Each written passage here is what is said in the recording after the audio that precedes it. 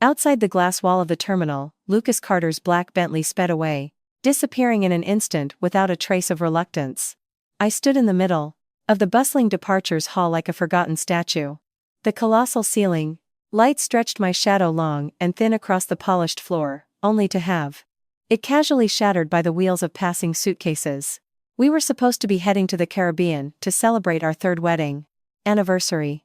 He had booked the flights, he had chosen the resort, and I had packed our luggage myself. Until half an hour ago, when he received a phone call. The woman's voice on the other end was soft and fragile, laced with just enough vulnerability to stir a man's heart. "Lucas, I have a fever. I feel terrible." It was Clara, the name he cherished in his heart, the one that got away who had never faded from his memory over the preceding years. Lucas's expression changed almost immediately. He hung up the phone and looked at me, his eyes a cold mix of impatience and indifference. "Clara's sick. I have to go take care of her." He said it with such a matter-of-fact air, as if it were the most natural thing in the world. It was as if I wasn't his wife, but merely an unimportant travel companion. I asked quietly, "What about our trip?" Though I already knew the answer. "You can go by yourself, or we can do it another time." With that, he pulled a faced-it black credit card from his wallet and pressed it into my hand. "Buy whatever you want. Just don't cause a scene." His tone was that of someone placating a child throwing a tantrum. I looked at him and suddenly found it all laughable. 3 years of marriage, and he still maintained that same condescending air. In his eyes, money could solve everything. It could soothe my hurt feelings, fill the void of his absence, and buy my compliance and silence. I didn't take the card. "Lucas, are you really going to abandon me here to go take care of another woman?" My voice was calm, so flat it was devoid of any ripple of emotion. Only I knew that the sea inside my heart had frozen over long ago. He frowned, a clear flicker of annoyance crossing his handsome face. "Vivian, don't make this difficult. Clara is all alone here, with no family. Her health has always been delicate. She's not like you. You have the Street Claire family behind you. You'd be perfectly fine even without me." He always said that. In his eyes, Clara was a fragile orchid, needing his constant care and protection. And I, the heiress of the Street Claire family, was like a fortress of steel, invulnerable, incapable of feeling pain, and in no need of compassion. But he had forgotten who it was that had willingly given up her family's shelter, who had set aside her pride to trade a career for a life as a homemaker, all for the sake of marrying him. Who it was that had retracted all her thorns to live obediently like a canary in the gilded cage of marriage. I looked him straight in the eye, my words clear and cold. "So what? Does that? I mean I deserve to be sacrificed, to be cast aside?" He was momentarily speechless, a rare flash of frustration in his eyes. He hated the feeling of losing control. "I don't want to argue with you." Tossing that line over his shoulder, he turned and walked away. His tall figure didn't hesitate for a second, as sharp and merciless as a blade, severing the calm and hesitate for a second. Last thread of illusion I had left. I watched him disappear behind the elevator doors, then looked down at the diamond ring on my fourth finger. 3 years ago, he had used this ring to buy 3 years of my devotion. But in those 3 years, what had I received in return? Endless days of waiting, the lonely side of the bed late at night, or just the scarce moments of tenderness he doled out when he felt a pang of pity. Slowly, I slid the ring off my finger. The platinum band was cold, just like our marriage, which had long become nothing more than a title. I walked over to a faction trash can, opened my hand, and let it drop. A faint metallic clink echoed as the priceless ring fell into the darkness, destined to be covered in filth. Goodbye, Lucas Carter. And goodbye to the Vivian Street Claire, who used to be the seventh one who once loved you enough to bury herself in the dust. I turned, pulled my NAWS suitcase, and walked in the opposite direction from him. This time, I wouldn't look back. I didn't board the flight to the Caribbean. In the airport's VIP lounge, I called Mr. Davies, my father's chief of staff. "Mr. Davies, it's Vivian." On the other end, he sounded a little surprised, but his voice remained as steady as ever. "Miss Street Claire, what a surprise. Is there anything you need for your trip with Mr. Carter?" My father, the chairman of the Street Claire Corporation, had never approved of our Marriage from the start. He believed Lucas was too ambitious and had little genuine affection for me. But I had been blinded by love, too stubborn to listen to anyone. He couldn't stop me, so he had to concede. From that day on, a distance grew between us. For 3 years, to avoid giving Lucas the impression that I was using my family to pressure him, I had barely initiated contact with them. Mr. Davies, the trip is cancelled. My voice was strangely calm. I need your help with a few things. Of course, Miss Street Claire. Please instruct me. First, book me the earliest first-class ticket to Milan. Second, on my behalf, draft a divorce agreement. I'll walk away with nothing, but Lucas Carter must sign it within 3 days. If he doesn't, the Street Claire Corporation will terminate all partnerships with Carter Industries. Third, my private apartment at the Regalia in Milan, have someone clean it. I'll be moving in tonight. Fourth, liquidate all the real estate, cars, and jewelry Lucas ever bought for me. Use the cash to establish a charitable foundation to support single mothers and abandoned children.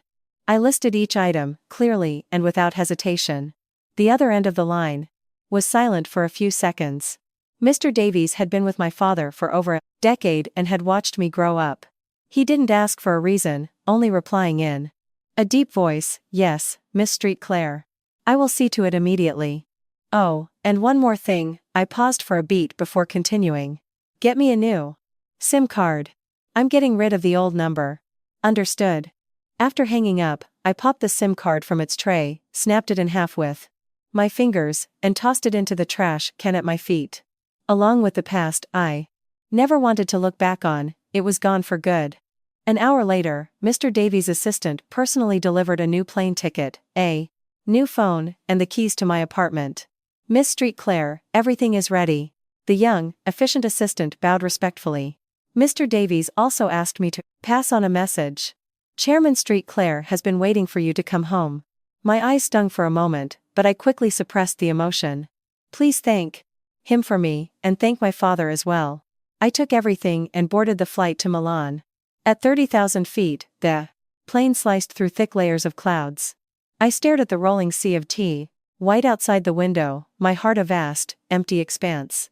There was a time I thought Lucas was my entire world. For him, I gave up my career, my friends, and even pushed away my family. I was like a planet revolving around a single sun, eventually losing myself and my own light. Now that the sun had fallen, I finally understood. Without him, the sky didn't fall, and the earth didn't crack. I still had myself. I took out the sketchbook and pencil I always carried with me. I had graduated with a degree in jewelry design. My original dream was to become a top designer and build my own independent brand. But that dream had been shelved for far too long because of Lucas. It was time to pick it up again. The pencil glided swiftly across the paper. Soon, a uniquely shaped ring began to take form. It was no longer a circle symbolizing bondage, but the shape of a phoenix, wings spread wide, ready to soar after breaking free from its shackles. The tail feathers were stylized into a cascade of brilliant, dazzling gemstones. I named it Nirvana. The plane landed at Milan Malpensa Airport. As I set foot on foreign soil, I felt no trace of fear or confusion. This was the fashion capital of the world, and it was where my dream had once begun. "Welcome back, Vivian," I said to myself silently.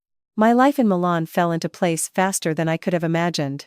The apartment at the Regalia was an 18th birthday gift from my father, located in the most vibrant part of the city center. From the floor-to-ceiling windows, I could see the magnificent Duomo di Milano in its entirety. Everything inside was decorated to my taste. Minimalist, bright, and steeped in artistry. Mr. Davies had already arranged for it to be cleaned perfectly. I just had to wheel my suitcase in. I locked myself in the apartment for 3 days, cutting off all contact with the outside world. I needed time to clear out the past before I could make an actual, proper new start. In those 3 days, I didn't cry, didn't throw a fit, and didn't show a single sliver of grief. My mind was as calm as a placid lake. Perhaps when disappointment accumulates to a certain point, all that remains is a profound numbness. I erased every trace Lucas had left behind. The clothes, bags, and shoes he had bought for me. I had the assistant gather them all for donation. The photos of us together on my phone, once my treasured possessions, were deleted without a factious single one left. I even rearranged the entire layout of the apartment, replacing the dark furniture and buying an abundance of greenery and fresh flowers. When sunlight streamed through the large windows, the entire space lit up, warm and inviting, just like my mood. On the fourth day, I changed into a sharp business suit and stepped out of the process apartment. I contacted Professor Andrio, my former mentor at the Polytechnic University of Milan. He was an internationally renowned master of jewelry design, and the first to recognize my talent. Years ago, he had tried his best to convince me to stay and build a career in Milan, but I was the one who turned my back on my future. When he received my call, Professor Andrio was both surprised and delighted. "Ah, my dear Vivian. Have you finally come to your senses?" His voice, thick with an Italian accent, boomed over the phone, both humorous and affectionate. "I've been telling you for years, you were born to be a jewelry designer. Going back, there was just a waste of your talent." I smiled, offering no lengthy explanation. "Professor, I want to establish my own design studio in Milan. I was hoping you could give me some advice." "Of course." He enthusiastically invited me to lunch. At an outdoor restaurant near the Piazza del Duomo, I met the professor, his hair now streaked with silver, but his spirit as sharp and vibrant as ever. He carefully examined the sketches I brought, his eyes lighting up with unconcealed admiration. "Vivian, your designs have matured so much in the past 3 years. They have life, they have soul, and most importantly, they have their own story." He paused at the sketch of the Phoenix ring, Nirvana. "This piece in particular, I see fragmentation, struggle, and a brilliant rebirth. This is no longer just jewelry. This is art." His affirmation was like a new breath of life for me. With his help, my studio quickly completed all the registration procedures. I named it St. Clair. The studio was located in the Brera district, Milan's most artistic neighborhood, home to countless galleries, antique shops, and prestigious independent brands. Everything was moving in the right direction. I was busy from dawn till dusk. From selecting the location and renovating the tasque space to hiring staff and conceptualizing designs, I was hands-on with everything. I felt like I was back in my college days, the girl who would do anything for her dream. The feeling of being busy yet fulfilled was more satisfying than anything I had ever known. I no longer thought about Lucas Carter. That man and our bland marriage had been completely excised from my life. A month later, St. Clair officially opened. On opening day, Professor Andrio came to congratulate me, bringing with him several prominent figures from the Maxidex industry. My debut collection, titled Nirvana, stunned everyone the moment it was displayed. Orders poured in like an avalanche. I knew I had succeeded. I stood in my light-filled studio, gazing out at the Milanese streets beyond the Tassaquastas window. And for the first time in a long time, I smiled a genuine smile that came from the bottom of my heart. It turned out that the sky I had built for myself was so vast and brilliant. And all of this was just the beginning. Meanwhile, on the other side of the world, Lucas Carter was with Clara, enjoying what he thought was a world he had lost and found again. Amid a field of lavender in Provence, Clara wore a long white dress and a floral crown, her smile as gentle as a summer blossom. She leaned against Lucas's chest, her voice sickeningly sweet. "Lucas, thank you. Without you, I really don't know what I would have done." Lucas wrapped an arm around her waist, a faint smile on his lips. "Silly girl. There's no need for thanks between us." The day Clara had a high fever, he had indeed been frantic. He had rushed straight from the airport and taken her to the best private hospital. The doctor said it was just a common virus, exacerbated by emotional distress. He stayed by her bedside, watching over her through the night. The next day, Clara's fever broke, and her spirits improved. She held his hand, her eyes glistening with tears, and asked weakly, "Lucas, are you leaving? Do you have to go back to Vivienne?" Looking at her pale face and anxious eyes, his heart softened. "I'm not going.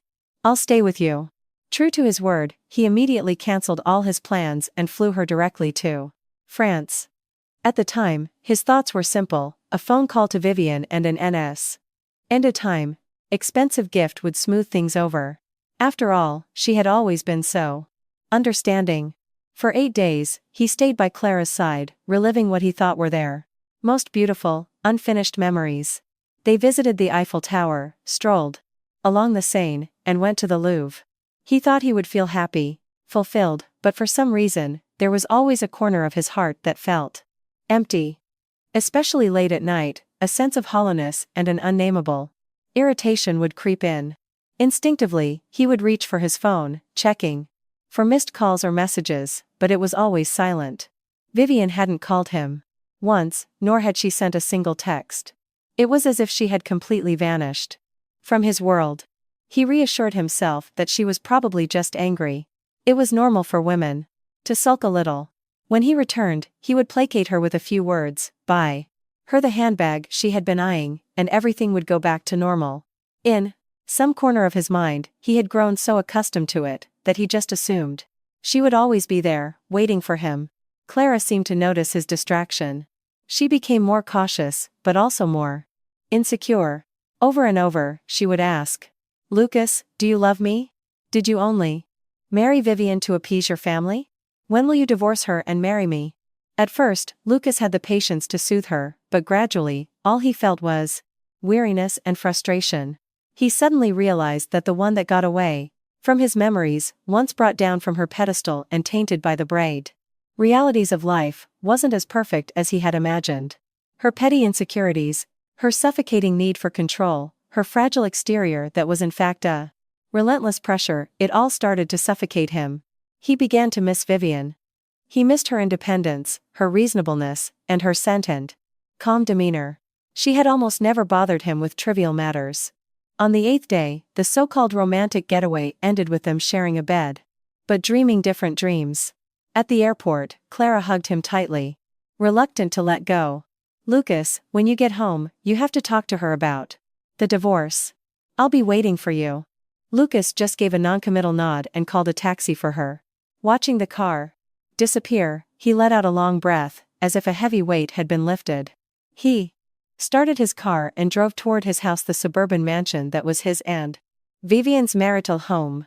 He hadn't been back in 8 days. He thought that by now, knowing Vivian's temperament, her anger must have subsided. Perhaps, like always, she had prepared a hot meal and a warm bath for him. All he had to do was be a little gentle, say a few soft words, and everything would return to its usual track. At that thought, he unconsciously sped up. It was the first time in a long while that he realized how much he missed that house. No, to be precise, he missed the Birsap house. Feeling of having Vivian waiting for him there, the black Bentley glided silently down the tree-lined street of the gated community. The sycamores along the road were beginning to turn yellow. Autumn was here. Lucas's mood mirrored the season, tinged with an unnameable desolation. He stopped the car at the curb instead of pulling into the garage, sitting quietly as he lit a cigarette. Through the hazy smoke, he looked at the familiar Sema mansion, but a strange sense of unfamiliarity washed over him. He had built this house himself. Every detail showcased his taste and financial prowess. Yet, he didn't know when, but it had become just a beautiful, empty shell. He thought of Vivian, the woman who was always quietly at home. She didn't like going out or noisy social gatherings. Her favorite thing was to stay in her small art studio, sketching one design after another. He used to scoff at her, calling her an out-of-touch debutante who didn't understand the world. But now, he realized it was a rare kind of peace, a tranquility many people yearned for, but could never have. And he had shattered it with his own hands. The cigarette quickly burned down to the filter. He stubbed it out in the ashtray and got out of the car. He didn't go to the front door, but habitually walked around to the backyard. He knew that at this time, Vivian was likely in the greenhouse. She loved tending to her flowers. He used to think it was a tedious and time-wasting hobby. But at this moment, he felt a flicker of anticipation, hoping to see her slender figure under the evening sun, quietly watering her plants as she always did. But the greenhouse door was locked. Through the glass, he could see the plants. Inside, some already wilting from lack of water. His heart skipped a beat, and a bad premonition crept up from the pit of his stomach. He quickly walked to the front door and opened it with his fingerprint. The foyer lights flickered on, and everything seemed just as he had left it. But the Air was tinged with a faint smell of dust, making the familiar house feel strangely cold. As he bent down to change his shoes, his gaze fell on something beside the shoe cabinet. A pair of pink bunny slippers lay there silently. They were Vivian's. He remembered clearly how much she loved them, saying they were soft and cute. For some reason, just looking at those slippers filled him with an indescribable panic, as if their owner would never return to wear them again. He suppressed the rising anxiety and called out, "Vivian?" No one answered. The mansion was so quiet he could hear his own heartbeat. He called out again, his voice unconsciously softer. "I'm home." Still no reply. Lucas frowned, loosening his tie as he walked upstairs. Was she not home? Had she gone back to her parents? The thought brought a small sense of relief. It was good if she was with her parents. They could talk some sense into her, which was better than her giving him the cold shoulder. He pushed open the master bedroom door. The room was immaculately tidy, the curtains drawn, casting it in a cool, dim light. He strode over and pulled the curtains apart. The sunset flooded in, illuminating every corner and also highlighting the wedding ring, sitting alone on the vanity. The ring that was supposed to be on Vivian's finger. Lucas's pupils contracted violently. He rushed over and picked it up. The cold metal sent a chill through his palm, sharp as a needle piercing his heart. Underneath the ring was a neatly folded piece of paper. His fingertips trembled slightly as he unfolded it. It was a standard form divorce agreement. In the space for the wife's signature was Vivian Street Claire's elegant, flowing script. Those 3 words were so glaring he could hardly look at them. Walk away with nothing. She wanted nothing. Not his money, not his house, not his cars. All she wanted was a divorce. Lucas's mind went blank. He couldn't believe his eyes. How could this be? Vivian loved him so much. How could she be the one to ask for a divorce, and to leave with nothing? No, this had to be a new trick, a way to force his hand. Yes, that must be it. Just then, an older woman's raspy voice called up from downstairs. "Sir, is that you?" It was Mrs. Gable, the housekeeper. Lucas, like a drowning man clutching at a tep-tack straw, grabbed the agreement and rushed downstairs. Mrs. Gable was just coming in with a basket of groceries. She froze for a second when she saw him, then her face lit up. "Sir, you're finally back." Lucas strode over and grabbed her arm, his voice hoarse with urgency. "Where is she? Where is Vivian?" Mrs. Gable winced in pain, her joyful expression turning to alarm. "Sir, please, you're hurting me." Only then did Lucas realize his loss of composure. He let go, but his eyes remained fixed on her. "Tell me, where did she go?" Mrs. Gable rubbed her arm, looking at him with a troubled expression. "Sir, I really don't know." "You don't know?" Lucas's voice rose, laced with anger and panic. "You're here every day, and you're telling me you don't know where she went?" The housekeeper flinched, her eyes turning red. "Sir, you really can't blame me for this." She began to recount everything that had happened over the past 8 days, her voice growing more hesitant. "8 days ago, you and the missus left together. I thought you were going on a trip. But the very next day, her assistant came and took all her clothes, bags, and jewelry. I asked him what was going on, and he just said he was following her instructions. I tried calling her, but her phone was off. After a few more tries, the number was disconnected. I had no other choice but to call you, sir, but you never answered." As she spoke, Mrs. Gable grew more distressed, and tears finally fell. I thought you two were just having a fight, and she had gone to her parents for a while." Every word she said made the blood in Lucas's veins run colder. An assistant packing up all her belongings, a disconnected phone number. This wasn't the behavior of someone who was just angry and staying with her parents for a few days. This was a well-planned departure. Lucas suddenly remembered the calm, cold look in Vivian's eyes at the airport. It turned out that in that very moment, she had already made her decision. And he had been foolish enough to think she was just sulking, just acting out like all the times before. A terrifying sense of dread, like a vine, wrapped itself tightly around his heart, making it hard to breathe. He asked in a hoarse voice, a voice that was afraid of the answer. "So she hasn't been back at all in these 8 days?" Mrs. Gable shook her head, tears streaming down her face. No, sir. The missus never came back. I couldn't reach her. I asked her friends, and they all said they didn't know.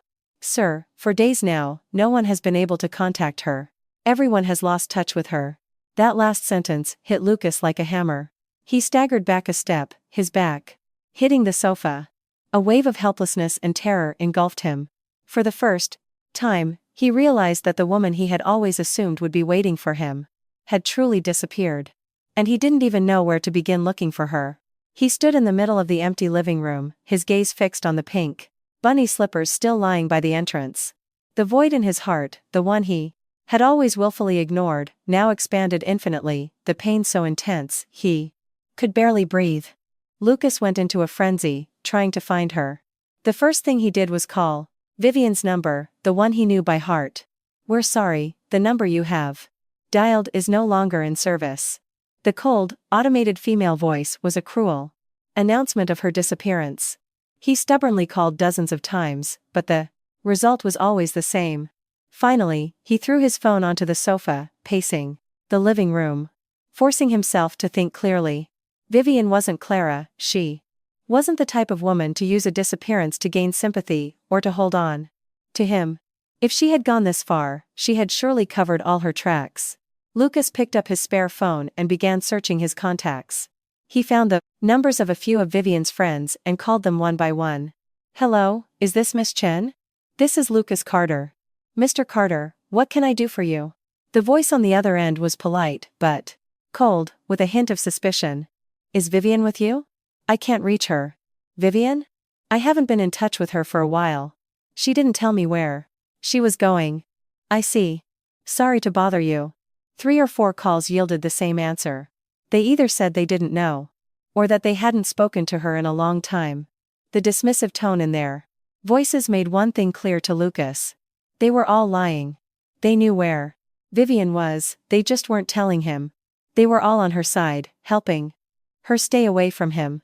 That realization left Lucas feeling a profound sense of powerlessness for the profound cause. First time. He was completely ignorant of Vivian's world. After 3 years of marriage, he didn't even know who her best friend was. He had always used busy as an excuse to be absent from her social life. He had seen her afternoon teas, shopping trips, and get-togethers as trivial and meaningless. Only now did he realize the price of his indifference. He had been thoroughly cut out of her life. His last hope was the Street Clare family. He took a deep breath and dialed the number for the Street Clare estate. The phone rang for a long time before someone answered. Hello, who is this? The voice of Franklin, the Street Clare's longtime head of household, was as calm as ever, but beneath that calm was an unshakable dignity. Franklin, it's Lucas. Ah, Mr. Carter. His tone was neutral. What can I do for you? Franklin, is Vivian home? I can't reach her, and I'm really worried. Lucas tried to make his voice sound as sincere as possible. There was a pause on the other end. Miss Street Clare is not here. Then where did she go? Franklin, you must know, don't you? Lucas's voice was laced with desperation. Mr. Carter, this is a matter between you and Miss Street Clare. It's not my place to interfere. The answer was perfectly crafted, leaving no room for argument. Then, Franklin added slowly. But there is one thing I think I should tell you. Please. When you and Miss Street Clare were married, Chairman Street Clare made it very clear. A daughter of the Street Clare family is precious. She is not to be casually trampled upon or molded to someone else's will. If the day ever came when she was wronged and no longer wished to continue the marriage, the Street Clare family would always be her sanctuary. It seems that day has finally come. With that, Franklin hung up. Listening to the cold dial tone, Lucas's hands and feet grew numb. Franklin's words were crystal clear. The Street Clares knew where Vivian was, and they supported her decision, including the divorce. Lucas slumped onto the sofa, running his hands through his hair. He felt like an insect caught in a spider's web. The more he struggled, the tighter it became. He couldn't understand how things had come to this. It was just an argument, wasn't it? Just a cancelled trip. Did she have to be so ruthless? He looked down at the crumpled divorce agreement. The 4 words, walk away with nothing, felt like a slap to his pride. Suddenly, he clenched the paper and tore it to shreds, throwing them on the floor. He would not get divorced. Absolutely not. Vivian was his wife. She had married him, she was his in life and in death. He refused to believe she could hide from him forever.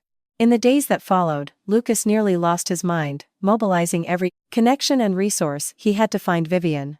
He hired private investigators, checked her travel and spending history, and even her call records. But the results were utterly disappointing. Every trail went cold the moment she stepped into the airport 8 days ago. It was as if a person named Vivian Street Clare had ceased to exist. Her bank cards showed no new transactions, and her passport had no record of entry into any country. She had vanished into thin air, leaving no trace for him to follow. Lucas knew the Street Clare family had to be behind this. Only they had the power to erase a person's information so thoroughly. He had tried to go to the Street Clare Corporation to see her father, but he couldn't even get past the front desk. The receptionist, with a professional smile, always gave the same reply. "I'm sorry, Mr. Carter, you don't have an appointment." His calls were met with the same refrain from the chairman's secretary. "I'm sorry, Mr. Carter, Chairman. Street Clare is in a meeting." For the first time in his life, Lucas tasted true helplessness. It was suffocating. Meanwhile, Clara's calls kept coming. "Lucas, what's wrong? Why haven't you been answering my calls? How did it go with Vivian? Did she agree to the divorce? Lucas, I miss you. When are you coming to stay with me?" At first, Lucas managed to give her a few perfunctory answers, but soon, just hearing her voice filled him with an unbearable irritation. His mind was consumed with Vivian. He had no energy to placate another woman. "I'm busy. Don't call me again." He snapped impatiently, hung up, and blocked her number. Only then did he truly understand what it meant to reap what you sow. If it weren't for Clara, he wouldn't have abandoned Vivian at the airport. If he hadn't pushed her away, step by step, she wouldn't have disappeared from his world so completely. But what good was regret now? Unable to find Vivian, Lucas's life spiraled out of control. He developed insomnia, staring at the ceiling night after night. Whenever he closed his eyes, Vivian's cold, resolute face would appear before him. He started drinking, hoping to numb himself. But the more he drank, the more cruelly sober his mind became. The little things he had once overlooked, the details he had forgotten, when he was with Vivian, now surfaced with painful clarity. He remembered that she didn't actually like spicy food.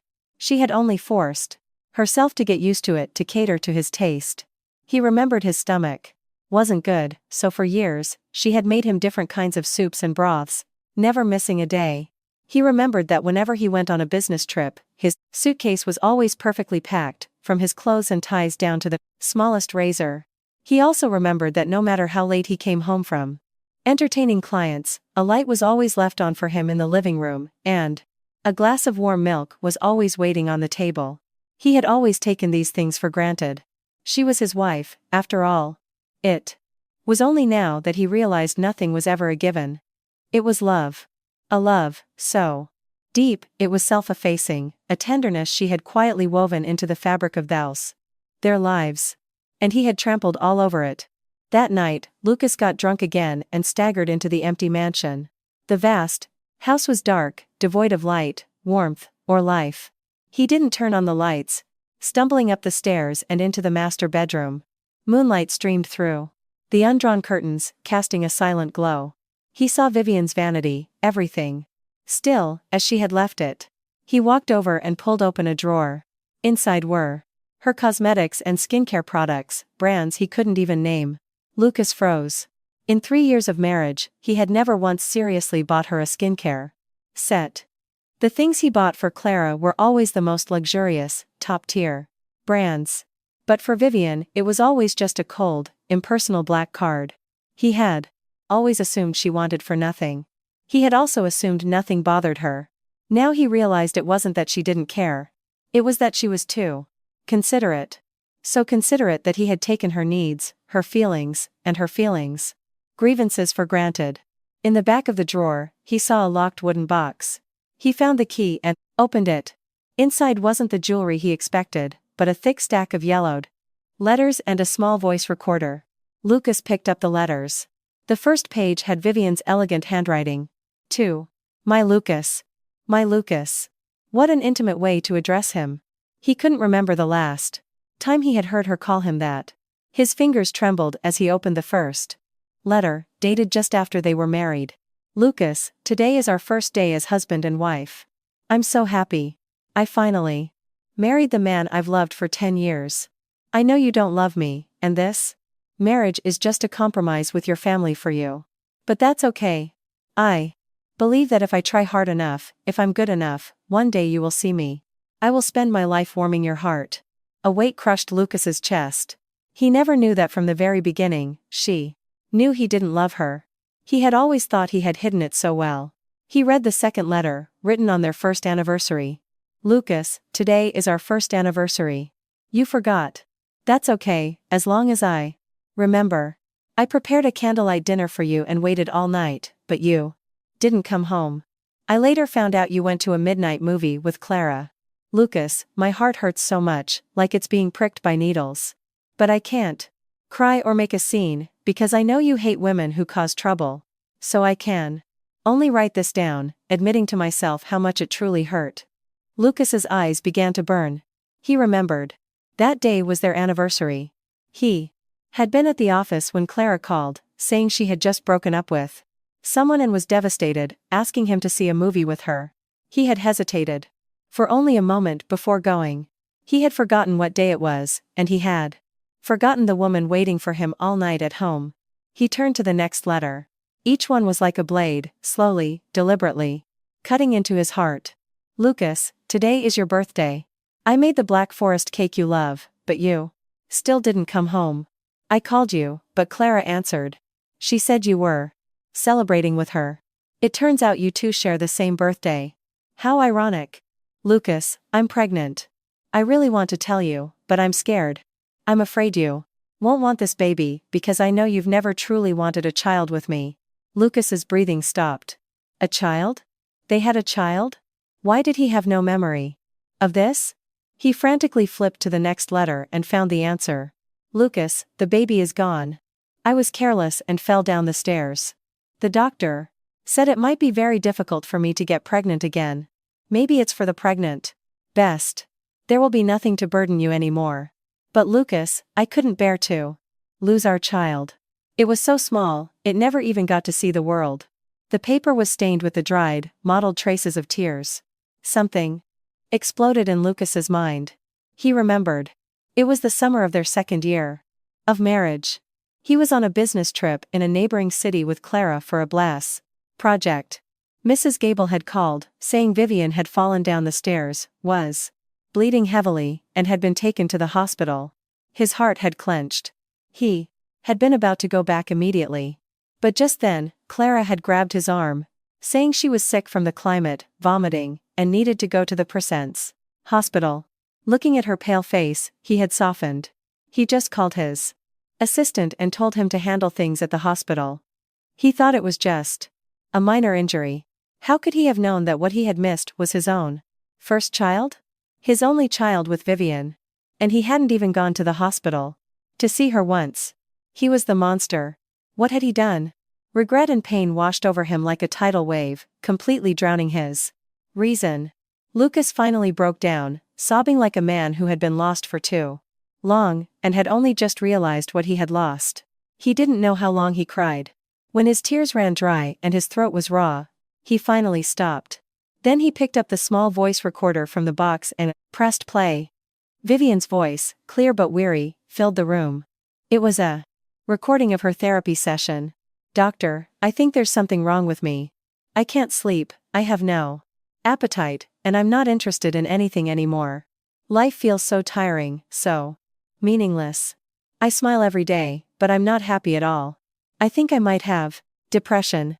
The doctor's gentle voice replied, Miss Street Claire, can you be more specific? What is causing you so much pain? Lucas heard Vivian's voice tremble, ever so slightly, but with a pain that cut to the bone. It's my husband. He doesn't love me. He has another woman in his heart, her name is Clara. They were childhood sweethearts, each other's first love. I feel like I'm just the laughable third wheel who came between them. I tried so hard to be good to him, to make him see me, to make him love me. But I realized I was wrong. If there's no love, there's no love. Nothing I do can change that. He can go to the movies with her on our anniversary. He can celebrate his birthday with her. He can abandon me when I had a miscarriage, when I needed him most, all because of a phone call from her. Doctor, don't you think I'm pathetic? Isn't it all just a joke? Her voice trailed off, replaced by quiet, suppressed sobs. The crying wasn't loud, but each sound was like a dull knife twisting in Lucas's heart. He never knew that behind her calm exterior lay so much pain and despair. He never knew. She was already covered in wounds, one push away from shattering completely. Depression. Those 3 words were like mountains crashing down on him, crushing the air from his lungs. He had always thought she was just introverted and quiet. He never imagined she was so sick. And he, the husband who should have been closest to her, was completely oblivious. No, not oblivious. He was the one who had pushed her into that abyss, step by step. The recording continued. Doctor, there were times I thought I could just endure it for the rest of my life. But I couldn't accept it. I loved him for 10 years. I didn't want to give up so easily. I kept waiting for him to turn around, to see my sincerity. But I don't think I can wait any longer. A few days ago, he left me alone at the airport for her again. You know, doctor? In that moment, I suddenly saw everything clearly. Why suffer over someone who doesn't love you? Why throw myself into a fire for a love that was doomed from the tetanus start? No one dies just because someone else leaves them. I've made my decision. Letting him go is also letting myself go. The recording ended there. Lucas felt all his strength drain away, and he collapsed onto the floor. It was only then that he understood. It's never the last straw that breaks a person's back. It's the countless straws that pile up, day after day. Being abandoned at the airport was never the only reason. It was just the final spark that ignited all the humiliation, hurt, disappointment, and despair she had silently swallowed for 3 years. He finally understood why Vivian's departure was so absolute. Because her heart had died long ago. It had died in the endless waiting, in the relentless disappointments, and with their unborn child. Lucas squeezed his eyes shut in agony. He had thought all he had lost was a wife who no longer loved him. Now he knew he had lost the woman who once saw him as her entire world. He had single-handedly destroyed the old Vivian, the one who had devoted herself to him completely. And there would never be another one like her. Overwhelmed by regret and panic, Lucas lost all reason. He began searching for Vivian at any cost, like a madman. He threw money at the world's top private investigation firms. He mobilized Carter Industries' entire overseas network. He even stood outside the Street Claire estate from dawn till dusk, begging for a chance to see her father. But no matter how he struggled, he couldn't find a single clue. She was like a drop of morning dew, vanished completely at sunrise, leaving no trace. Time passed. A month, 2 months, then half a year. Lucas's frantic energy slowly faded into a prolonged state of despair and depression. He stopped going to the office, handing over all responsibilities to his VP. He locked himself in the empty mansion, with only alcohol for company. He lost a significant amount of weight, his eyes became sunken, and his face was covered in stubble. He no longer resembled the dashing, arrogant, and brilliant CEO he once was. He listened to the voice recording over and over again. He read the letters until he had them memorized. Each time, his heart was torn to shreds anew. He started to remember every little detail of when Vivian was with him. The taste of her cooking, the faint scent of gardenia on her skin, the way her eyes sparkled like stars whenever she looked at him. He started to tend to the flowers in the greenhouse. He started to cook the dishes she once liked. He even left a light on every night, as if waiting for someone who would never return. He was turning into her shadow. He thought that by doing so, he could alleviate some of the guilt, but he found that it only made the pain worse. Every action was a reminder of the precious treasure he once held and how foolishly he had lost it. One day, his cousin and assistant, Dylan, couldn't bear it any longer and dragged him out of the mansion. "Lucas, you can't go on like this. Dylan's eyes were red as he yelled. Are you going to destroy yourself and drag Carter Industries down with you, all for a woman who doesn't even love you anymore? Lucas didn't respond, sitting limply as Dylan hauled him into a car. I'm taking you somewhere. For a change of scenery. Dylan drove him to a newly opened art exhibition. Lucas had never been interested in such things. He let Dylan pull him from one gallery to the next, like a soulless corpse, until he stopped in front of one particular exhibit. A massive poster hung outside, featuring a jewelry collection called Nirvana. The image of a phoenix spreading its wings, adorned with dazzling gemstones, made his heart tremble. A strange sense of familiarity washed over him. As if guided by an unseen force, he slowly walked inside. The gallery was packed. People crowded around the display cases, their murmurs of awe filling the air. It's breathtaking. This design is a masterpiece. I heard the designer is an incredibly talented Chinese-American artist named Vivian. What a unique name. Lucas pushed through the crowd, making his way to the front. The moment he saw the phoenix ring inside the case, his pupils contracted. He recognized that design. He had seen a nearly identical sketch in Vivian's notebook. At the time, he had scoffed at it, calling it gaudy and impractical, saying no one would ever like it. But now, the very design he had dismissed was being displayed as a work of art, admired and praised by countless people. And on the designer's profile, next to the display case, he finally saw the face that haunted his days and nights. In the photo, Vivian was wearing a tailored white suit, her long hair pulled back in a neat bun, revealing an elegant face and a calm, confident smile. Her eyes were bright, sharp, and full of strength. She was no longer the quiet woman who used to follow him, looking up at him with all her heart. Beside the photo was a short bio. Vivian Street Claire, internationally acclaimed emerging jewelry designer, founder of St. Claire studio in Milan. So, she had never vanished. She had just chosen a different way to live. On the other side of the world, she was shining brightly, in her own way. And he was left behind at the starting point, forever unable to catch up. Looking at the radiant woman in the photograph, Lucas suddenly started to laugh. He laughed and laughed, letting tears stream down his face. He had finally found her.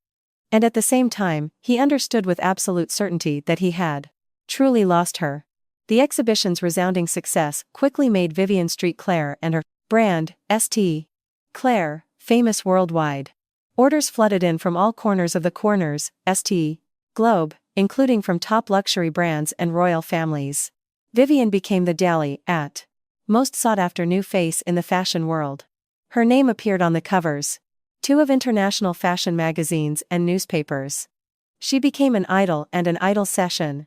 Inspiration for countless women who admired her talent, her independence, and her courage to rise from the ashes. And all of this, Lucas could only witness through cold magazine pages and distant screens. He became obsessed, frantically collecting every piece of numbers information about her.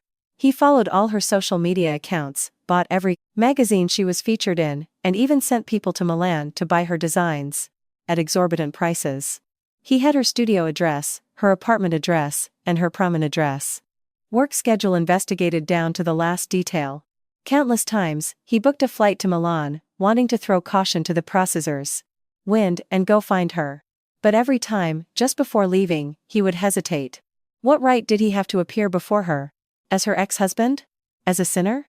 He was afraid of the coldness in her eyes, but he was even more terrified of seeing another man by her side, a man better than him, who knew how to cherish her. So, he remained trapped in his own turmoil, wanting to see her but not daring to, wanting to get closer but lacking the courage to take a single step. One night, he got drunk again.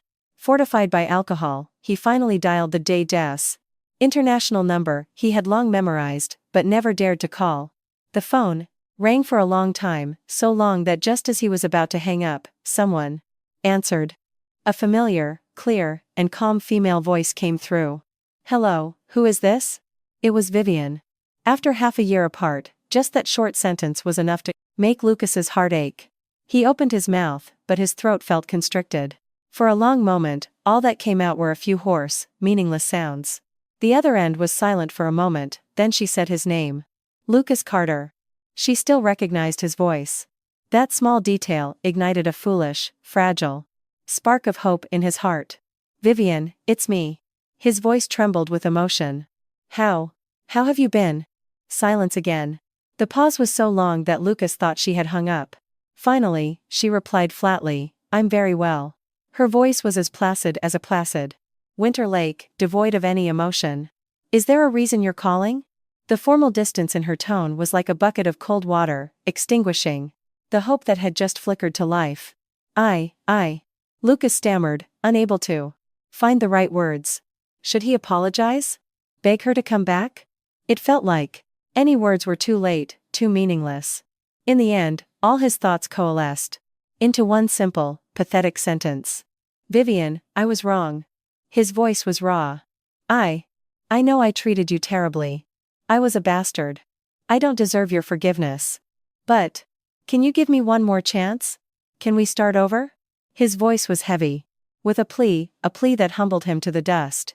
It was the first time in his life he had ever begged anyone for anything. A soft, almost inaudible laugh came from the other end. It was a laugh laced with both mockery and pity. "Lucas Carter, have you forgotten? We're divorced. My life now is very good, and I'm very happy. I don't need, and I certainly don't want, to have anything to do with you anymore. A chance? I gave you two. Many of those. You just never knew how to cherish them. As for starting over..." She paused, then enunciated each word clearly. "Lucas Carter, listen carefully. The path I, Vivian Street Claire, have walked, I will never walk again. And a man I have stopped loving, I will never love again. Especially not a man like you." With that, she hung up. Listening to the cold, final dial tone, Lucas felt as if all the blood had been drained from his body. He sank to the floor, letting the icy despair swallow him whole. It was only then that he truly understood. Some mistakes, once made, can never be undone. And some people, once lost, are lost for a lifetime. After that phone call, Lucas fell into a deep depression. But he stopped drinking and wallowing. Instead, he threw himself into his work, burying himself in the office day and night. He wanted to numb himself, to fill the vast emptiness in his heart with meetings, contracts, and data. Under this frenetic work pace, the company's profits soared, breaking one record after another. To the outside world, Lucas Carter was back, the decisive, ruthless business prodigy he had always been. Only he knew he was just a shell, propped up by sheer willpower. He stopped following any news about Vivian. Not because he didn't want to, but because he didn't dare. He was afraid he would lose control and intrude upon her peaceful life. He was even more afraid of doing something that would make her despise him even more. Perhaps the last shred of dignity he could afford their seven of past was to let her go and quietly exit her world. Then, he dealt with his lingering relationship with Clara. He asked her to meet at a coffee shop. Clara arrived, beautifully dressed and overjoyed, thinking he had finally come to his senses and wanted to rekindle their old flame. "Lucas, you finally agreed to see me. I've missed you so much." She habitually reached for his arm, but he subtly moved away. "Sit down. We need to talk." His expression was calm, almost chillingly so. He took a checkbook and a file from his briefcase and pushed them across the table. $5 million, as compensation for the past few years. And these are the deeds to a luxury condo downtown. I've already transferred it to your name. From now on, we don't need to see each other again. The smile on Clara's face froze. She stared at him in disbelief. "Lucas, what are you saying? Are you breaking up with me?" Lucas replied flatly, his voice as cold as if he were closing a business deal. "There was never a was to break up. Clara, we're not kids anymore. Let's stop living in a fantasy. I wronged you in the past, but I wronged Vivian more. I don't want to be indebted to anyone anymore." Tears streamed down Clara's face. "It's because of Vivian, isn't it?" Her voice was almost out of control. "She doesn't want you anymore. Why can't you let her go? What do I lack that she has?" Lucas looked at her tear-streaked face, but he felt nothing. He used to dread seeing her cry. Her tears had always been his weakness. But now, all he felt was tired. He looked at her, his voice devoid of warmth. "You can't compare to her. In any way. With that, he stood up to leave. In my heart, no one has ever compared to her. Lucas! Clara shrieked, jumping up to grab him. You can't do this to me. You promised you would marry me. Lucas didn't turn back, simply shrugging her hand off. That was just your own delusion. He strode out of the coffee shop without a second glance. He knew that this messy entanglement that had lasted for half his life had finally ended. But the resentanglement price of his belated awakening was far too high. After settling things with Clara, Lucas felt a great weight lift from his shoulders. Though the void in his heart remained, he started to learn how to live a life without Vivian. He poured all his energy into his work, expanding the company internationally, constantly flying between countries. He thought that by keeping himself busy, he would have no time to think of her. He traveled to many cities, Paris, London, New York, Tokyo. Every time he arrived in a new place, he would habitually visit the most famous jewelry stores. He wanted to see if any other jewelry in the world could move him more than Vivian's designs. But the answer was always disappointment. The magnificent jewels in the display cases were just cold, beautiful, but soulless stones. Their beauty was too shallow, too standard, too generic. Compared to Vivian's work, which was always brimming with life and soul, they fell far short. Gradually, Lucas understood. It wasn't that the other jewelry wasn't beautiful. It was that in his eyes, in his heart, there was only room for one person and her creations. One day, he flew to Milan for a business project. It was his first time in the city where Vivian had once lived, where she had rebuilt her life. Walking through the historic streets, watching the elegant passers-by, and the timeless architecture, he felt a strange illusion, as if just a few more steps would lead him to her familiar figure in a corner cafe. As if guided by an invisible force, he took a taxi to the Brera district. There, he found the studio named St. Clair. The storefront wasn't large, but it was exquisitely designed. Through the large glass window, he could see the bright, warm, and elegant interior. He didn't go in, just stood across the street like an ordinary passerby. He saw a woman with a figure very similar to Vivian's, talking to a client inside. She was smiling brightly, so radiantly that the whole room seemed to light up. Sunlight streamed through the glass, casting a 70 gentle golden halo around her. In that moment, Lucas's heart ached fiercely. He wished so much that the woman was her, but he knew it wasn't. Because Vivian was no longer in Milan. A month ago, she had returned to the States. Not only that, but she had also opened her first domestic branch in New York City. He had read the news in a Financial City magazine, which had dedicated its cover story to the genius designer's copper story, Triumphant Return. Looking at her confident, radiant face on the cover, his heart was a mess of emotions. A little relief, a little pride, but mostly a lingering sense of loss and sorrow. She was back in the very city where they had spent their married years. But she hadn't told him. The thought of letting him know had probably never even crossed her mind. It turned out that this was how completely they were over. Vivian's return to the US sent shockwaves through the fashion and business worlds. Her flagship store in NYC was located in the city's most prestigious shopping district. On opening day, it was packed with VIPs and celebrities, a grand spectacle that no one could ignore.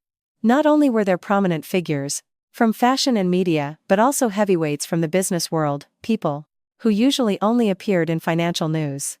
Even the chairman of the St. Clair Corporation, Harrison St. Clair, was there to support his daughter. In front of a wall of cameras, he announced that the St. Clair Corporation was officially entering the jewelry industry. We will be investing $10 billion to fully support the St. Clair brand's domestic and global expansion. My daughter, Vivian St. Clair, will be the CEO of the new St. Clair Jewelry Group. The announcement was like a bombshell, shaking the entire business community. No one had expected that the St. Clair heiress was not only a brilliant talent but also had a powerful financial empire backing her. This was no longer just a papaless designer opening a store. This was a princess of industry, arriving with an Epinay army, ready to rewrite the rules of the game. Overnight, Vivian's name was on everyone's lips in New York's high society. Everyone was curious about the heiress who had it all: beauty, talent, and family background. The St. Clair estate was soon besieged by eligible bachelors. But all of this had nothing to do with Lucas Carter anymore. He read the news in the morning's financial paper. The front page featured a from R. Large photo of Vivian and her father. She was wearing a perfectly tailored pantsuit, her hair falling to her shoulders, her makeup exquisite. Standing next to her father, she smiled radiantly, her eyes vibrant and captivating. Her confident, composed demeanor made Lucas feel a painful sense of distance. It was only then that he realized he had probably never truly known her. He had always thought she was a weak woman who needed him to survive. He never imagined that, once she shed the title of Mrs. Carter, she could shine so brilliantly. She was like a diamond that had been covered in dust for too long. Now that the dust was gone, all that remained was her own light, so bright that no one could ever overshadow it again. The light was so dazzling it pierced his heart, making him feel unworthy of even looking up at her. Lucas crumpled the newspaper and threw it in the trash. He picked up his phone and called his assistant. "Cancel all my appointments for the next month. I'm going to New York on business." He didn't even know why he was so insistent on going. Perhaps he just wanted to be a little closer to her. Even if it was just to live under the same sky, to breathe the same air in a city where she existed. That would be enough. His trip to New York was anything but smooth. Seeing Vivian was now harder than reaching for the stars. He waited outside her company building from morning till night, but never even caught a glimpse of her. The flowers and gifts he sent were all returned unopened. He tried to arrange a dinner through mutual acquaintances, but the answer was always the same. "She's not available." Only then did Lucas truly realize that an unbridgeable chasm had opened between them. She was now the Street Claire heiress, the CEO of Street Claire Jewelry, the most sought-after woman in New York. And he was just her ex-husband, a part of her life she wanted to forget, the one person she wanted to avoid most. That evening, Lucas attended a high-profile charity gala. He had never cared for such events, but he went because he heard Vivian would be there. The gala was held at the city's most luxurious 7-star hotel. The grand ballroom glittered with crystal chandeliers, filled with elegant gowns and the sound of laughter and clinking glasses. Lucas had no mind for socializing, his eyes were fixed on the entrance, waiting for the woman who consumed his thoughts. Finally, half an hour into the event, she appeared. She walked in on her father's arm, drawing the attention of everyone in the room. She wore a black, strapless evening gown, its sharp, fitted cut accentuating her elegant and the Tepper one's alluring figure. Around her neck was a necklace made of countless tiny, exquisite diamonds that sparkled dazzlingly under the lights. Lucas recognized it immediately. It was the centerpiece of her Nirvana collection. Vivian's arrival instantly made her the center of attention. All eyes were on her, a mix of awe, admiration, and a hint of envy. But she seemed accustomed to it, a polite, distant smile gracing her lips. She moved through the room with her father, greeting acquaintances with a graceful and poised demeanor. Every gesture, every glance, exuded a natural nobility and calm. Lucas stood in a corner, watching her, mesmerized. In that moment, he felt as if they were living in two different worlds. She stood in the spotlight, as radiant and unattainable as the moon, while he was just a speck of dust in the crowd. He yearned to run to her, to hold her, to tell her how much he missed her, how much he regretted everything. But he no longer had the right. He could only watch as one man after another approached her. They were all younger, more distinguished, more charming than he was. They struck up conversations, trying to win her favor, their intentions to pursue her clear. And what hurt Lucas the most was that Vivian didn't coldly refuse them as he had hoped. She politely returned their toasts, smiled, and engaged in conversation with a perfect, harmonious grace. The scene was beautiful, but to Lucas, it was like 1,000 tiny blades stabbing at his heart. The highlight of the evening was the charity auction. Vivian, as the most prominent jewelry designer of the moment, had donated a pair of sapphire cufflinks named Twin Wings. The starting bid was $100,000. The moment the auctioneer finished, paddles shot up. $110,000. $130,000. $300,000. The price escalated rapidly. Everyone knew they weren't just bidding on cufflinks. They were bidding for a chance to connect with the Street Claire family, and more importantly, with Vivian herself. Lucas slowly raised his paddle. 500,000. The number silenced the room. All eyes turned to the man in the shadowed corner. Even the auctioneer was stunned for a moment. 500,000. Do I hear? Any higher? No one immediately raised a paddle. After all, $500,000 for a pair of cufflinks was insane. Just as the auctioneer was about to bring the gavel down, a clear male voice called out from the front row. 600,000. Everyone turned to look. The bidder was Ethan Cole, the heir to the Titan Corporation. Ethan was known as New York's most eligible bachelor, young, talented, with an impeccable family background. He was the most prominent of Vivian's suitors. After raising his paddle, he even turned to smile at her, a confident look of victory on his face. Vivian simply gave a slight, polite nod.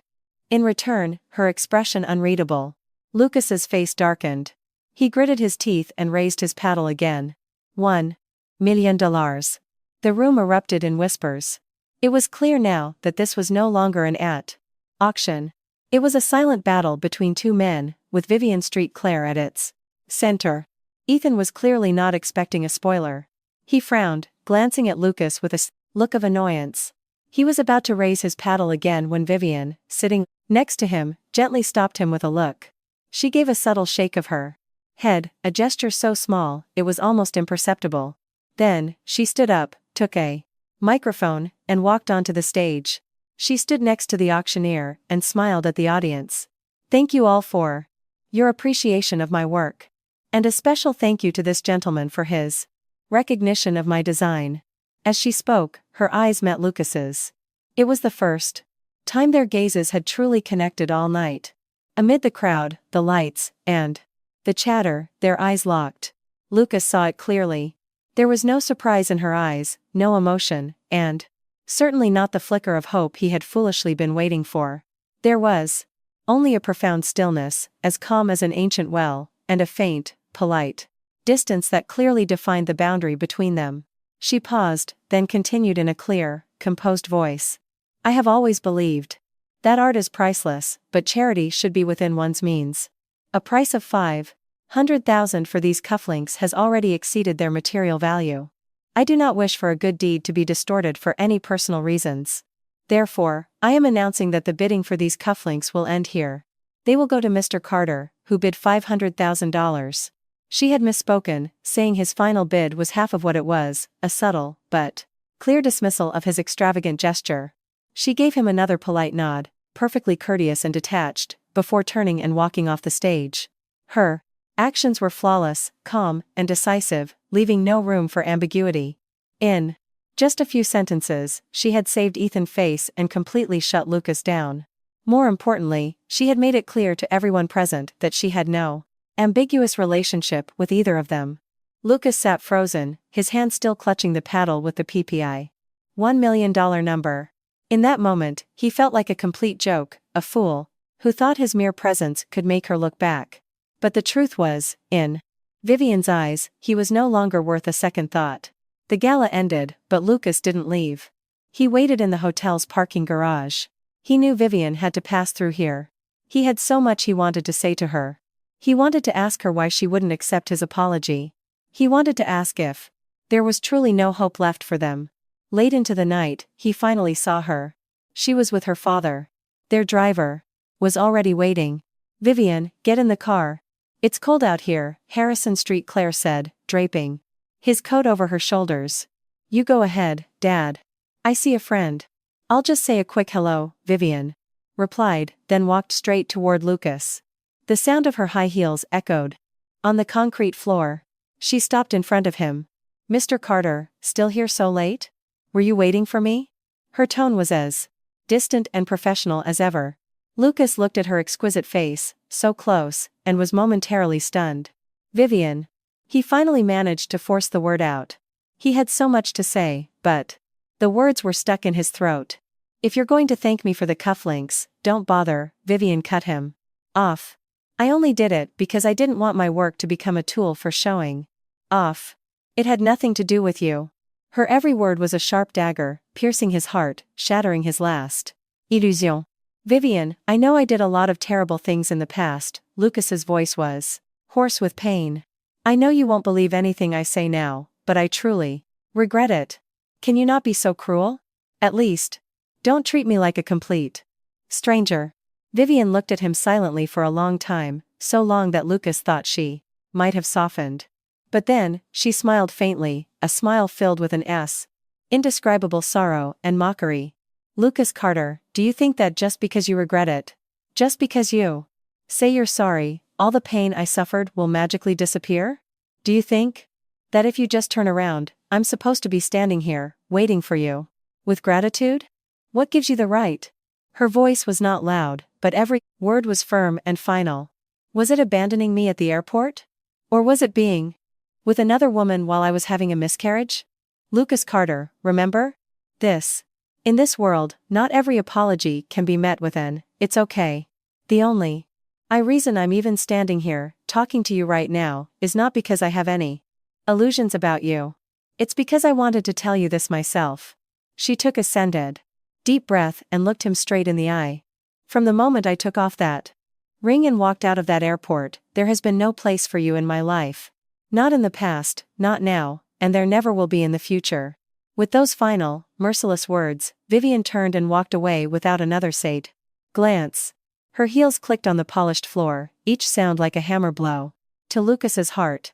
He watched her resolute back disappear into the night. He wanted to chase after her, to pull her back, to beg her not to go. But his feet felt like they were cast in lead. He knew her words were the truth. It was truly over between them. Completely and utterly. That night, Lucas didn't know how he got back to his hotel. He only remembered that the New York night was cold, a cold that seeped into his bones. From then on, he stopped trying to interfere in Vivian's life. He just watched her from afar, watched her company grow, her brand become a global phenomenon, and watched her climb to the pinnacle of her career. She became a queen he could only look up to. And he, in turn, worked to become better. He stopped drinking, stopped letting himself go. He poured all his energy into his work. He started doing charity, paying attention to the social issues he had once ignored. He thought that maybe, if he became good enough, he might earn the right to stand before her again, even if only as a friend. 2 years later, Carter Industries and the Street Clair Group had a joint venture overseas. The project teams from both sides needed to go to Europe for a 2-week site visit. Lucas, as the CEO of Carter Industries, personally led his team. And the person in charge for the Street Clair Group was none other than Vivian. When he saw her in the VIP lounge at the airport, Lucas felt like he was dreaming. 2 years had made her even more beautiful, more captivating. Time had left no mark on her face, only gracing her with more poise and calm. She wore an elegant cream-colored pantsuit, her hair loosely tied back, looking both professional and chic. She was sitting on a sofa, engrossed in a document. The sunlight streamed through the window, illuminating her profile, outlining its perfect curve. Lucas stood a short distance away, watching her, enchanted. He thought that all his efforts to become better over the past 2 years were for this very moment to be able to stand by her side once more, even if only as a business partner. Vivian seemed to sense his gaze and looked up. Their eyes met. Lucas saw a flicker of surprise in her eyes, but it was quickly replaced by her usual composure. She gave him a polite nod, then returned to her document, as if were just an insignificant passerby. The 2-week trip to Europe was both bliss and torture for Lucas. It was bliss because he got to see her every day. He saw her speak fluently and confidently in meetings, negotiate with clients with ease, and sit quietly reading a book during their downtime. Every smile, every glance, every gesture was etched into his memory. But it was torture because she always maintained a safe distance from him. At work, she was professional and impeccable. But outside of work, she was guarded. She was never alone with him and never discussed anything other than business. It was as if an invisible wall stood between them. He could see her, hear her, but he could never touch her. On the last stop of their trip, in Provence, France, they coincidentally stayed at the same resort where he had taken Clara 2 years ago. Returning to the same place brought a flood of conflicting emotions. He remembered how distracted he had been then, half-heartedly dealing with the woman beside him while taking 4 Granted the silent sacrifices of his wife far away. How could he have been such a bastard? That evening, their local partners hosted a grand bonfire party. Everyone drank and had a great time. Lucas didn't drink, he just sat in a corner, watching Vivian, who was smiling brightly in the crowd. She wore a floral dress, and the 79 firelight flickered on her face, making her look softer and more beautiful than usual. She held her colleagues' hands, dancing around the fire, her clear laughter ringing out like silver bells. Lucas watched, mesmerized. How long had it been since he had seen her laugh so freely? It seemed that after they got married, she had never laughed like that again. What a failure he had been as a husband. The party ended, and everyone returned to their rooms. Vivian seemed to have had a little too much to drink, her steps a bit unsteady. Her assistant tried to help her, but she laughingly waved him away. I'm fine. I just want to take a walk. She then walked alone toward the lavender field behind the resort. Lucas, worried, quietly followed her, keeping a safe distance so she wouldn't notice him. The lavender field under the night sky was a dreamlike sea of purple, the air filled with its gentle fragrance. Vivian took off her heels and walked barefoot on the soft earth. She spread her arms, closed her eyes, and took a deep breath, an expression of pure bliss on her face. Lucas stood there, quietly watching her. He felt his heart fill with a soft, warm feeling. He thought he could stand there and watch her like this for a lifetime. Just then, Vivian's phone rang. She took it out, and a gentle smile spread across her face, a smile Lucas had never seen before, a happiness that came from the depths of her soul. She answered, her voice sweet and coquettish. Hello? Are you done with work? Yes, I'm still out with some colleagues. I didn't drink that much, just a little. You're so fussy, I told you I'm fine. Okay, I'm coming back now. Love you, Mua. The sweet smile still lingered on her lips as she hummed a little tune and turned to head back. But as she turned, she saw Lucas standing frozen a short distance away. The smile on her face instantly vanished. Their eyes met, and the air seemed to solidify. The sweet smile was still there, a mixture of awkwardness and cold mockery. Lucas's heart was squeezed by an invisible hand, the pain so sharp he could hardly breathe. He heard a strange, dry voice that he barely recognized as his own.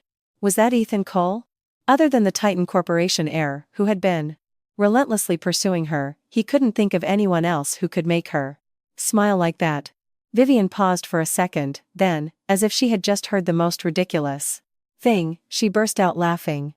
She shook her head as she laughed. Lucas Carter, do you think too highly of yourself? Or have you always thought too little of me? Do you think that after leaving you, I must find another wealthy heir, someone just like you, to survive? Lucas was speechless.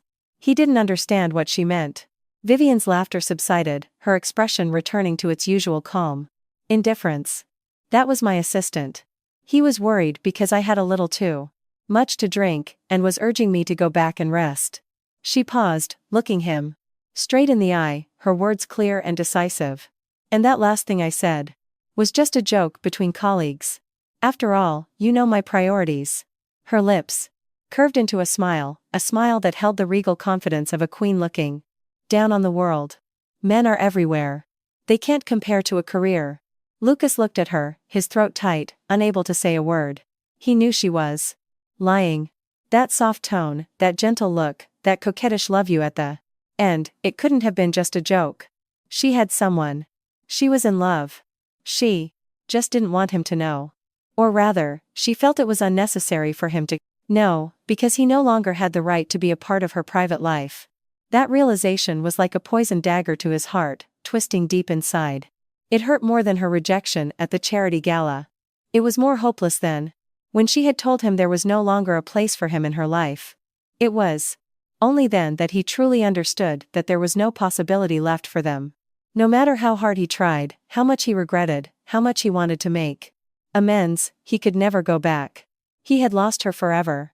From the moment he had abandoned her at the airport, he had eternally lost the woman who once saw him as her entire world. I understand. It took all his strength for Lucas to force those two words out. His voice was hoarse, distorted beyond recognition. He looked at her and managed A smile that was uglier than crying. I wish you happiness. With that, he turned and walked away, his every step heavy, as if dragging his body and soul. He didn't look back, afraid that if he did, he would completely fall apart.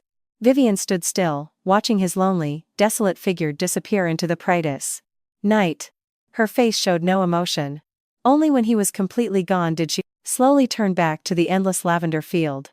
The night wind swept past, gently tousling her hair and drying the single, transparent tear that had gathered at the corner of her eye. Goodbye, Lucas Carter. This is where our story ends.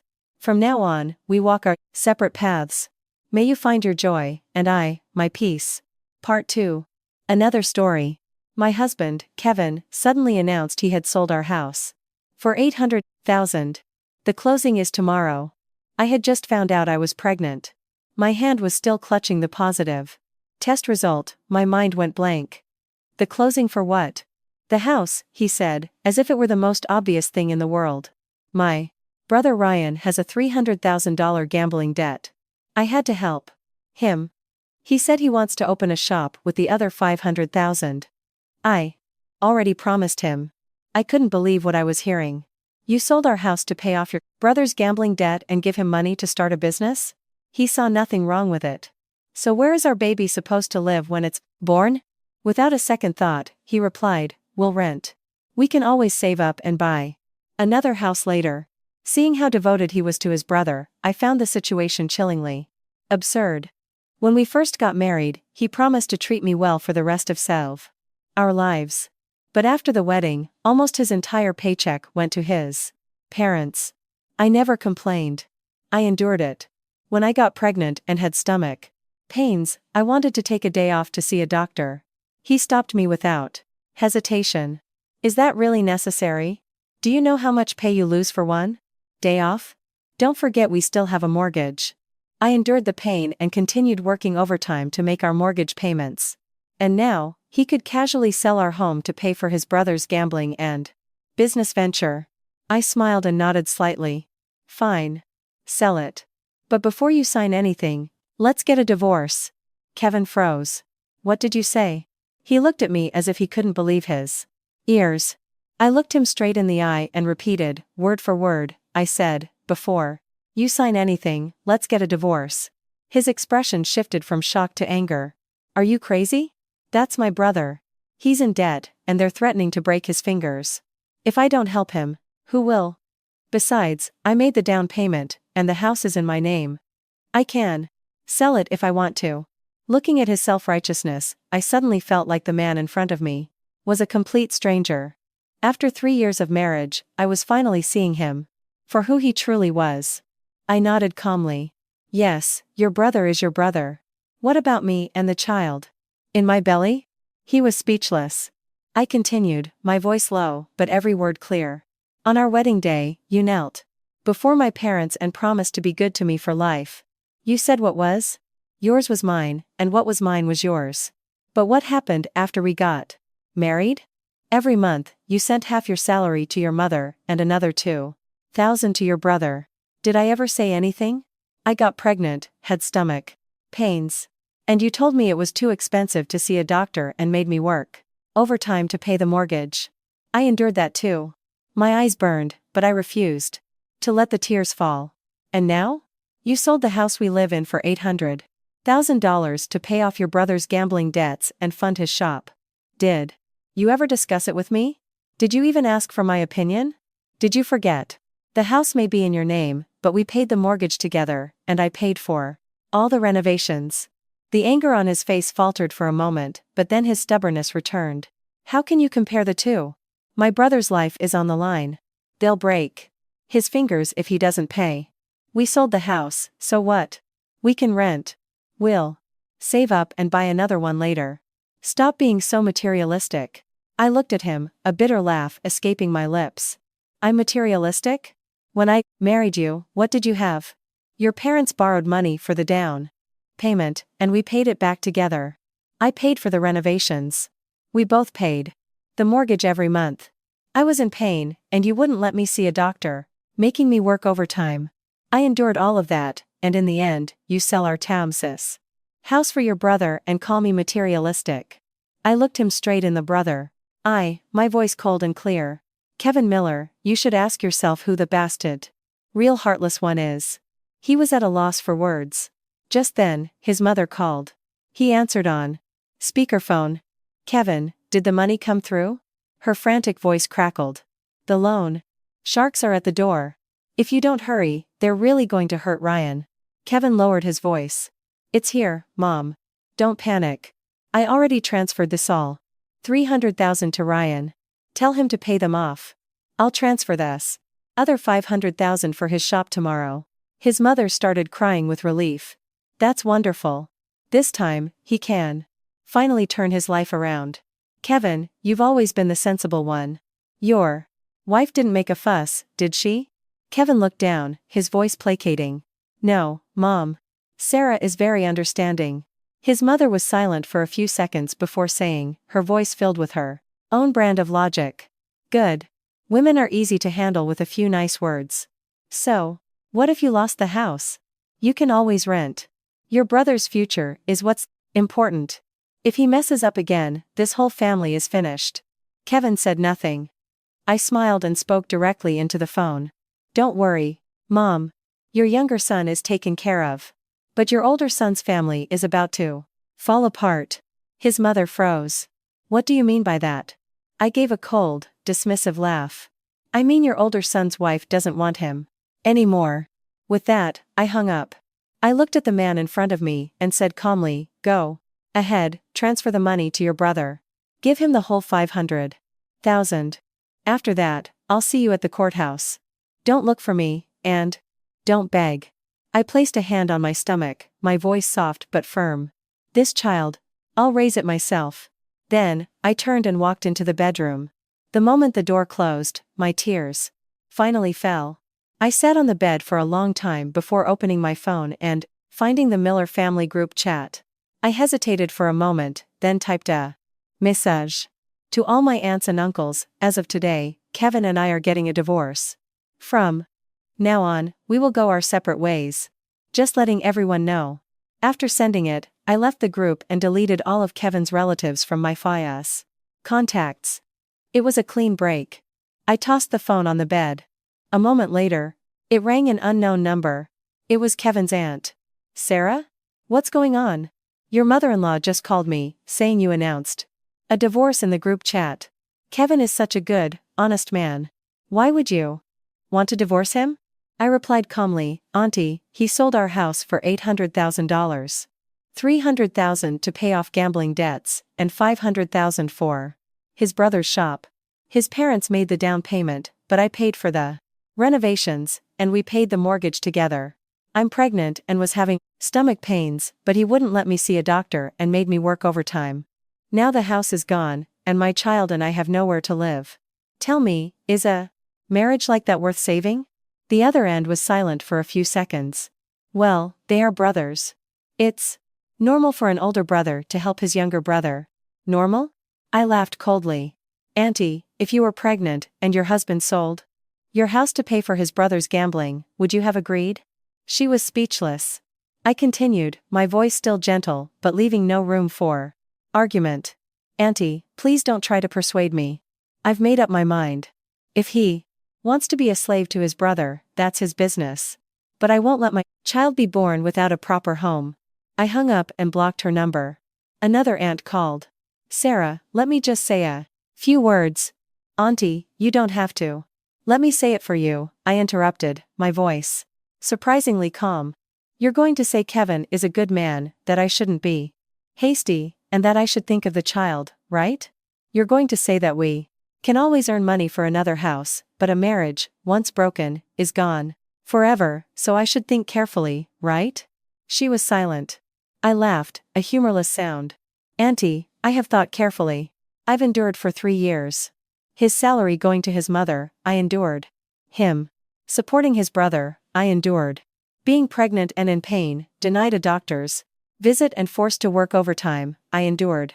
Now he's sold our home, and you want me to endure more? Tell me, when will it ever be enough? Sarah, I know you're hurt, but divorce is a big deal. I know it's a big deal, I replied, my words sharp and clear. That's why I've thought it through. I hung up and put my phone on silent. When I walked out, I ran into Kevin. He looked startled. Where are you going? I looked him in the eye. Home. What home? My mother's home.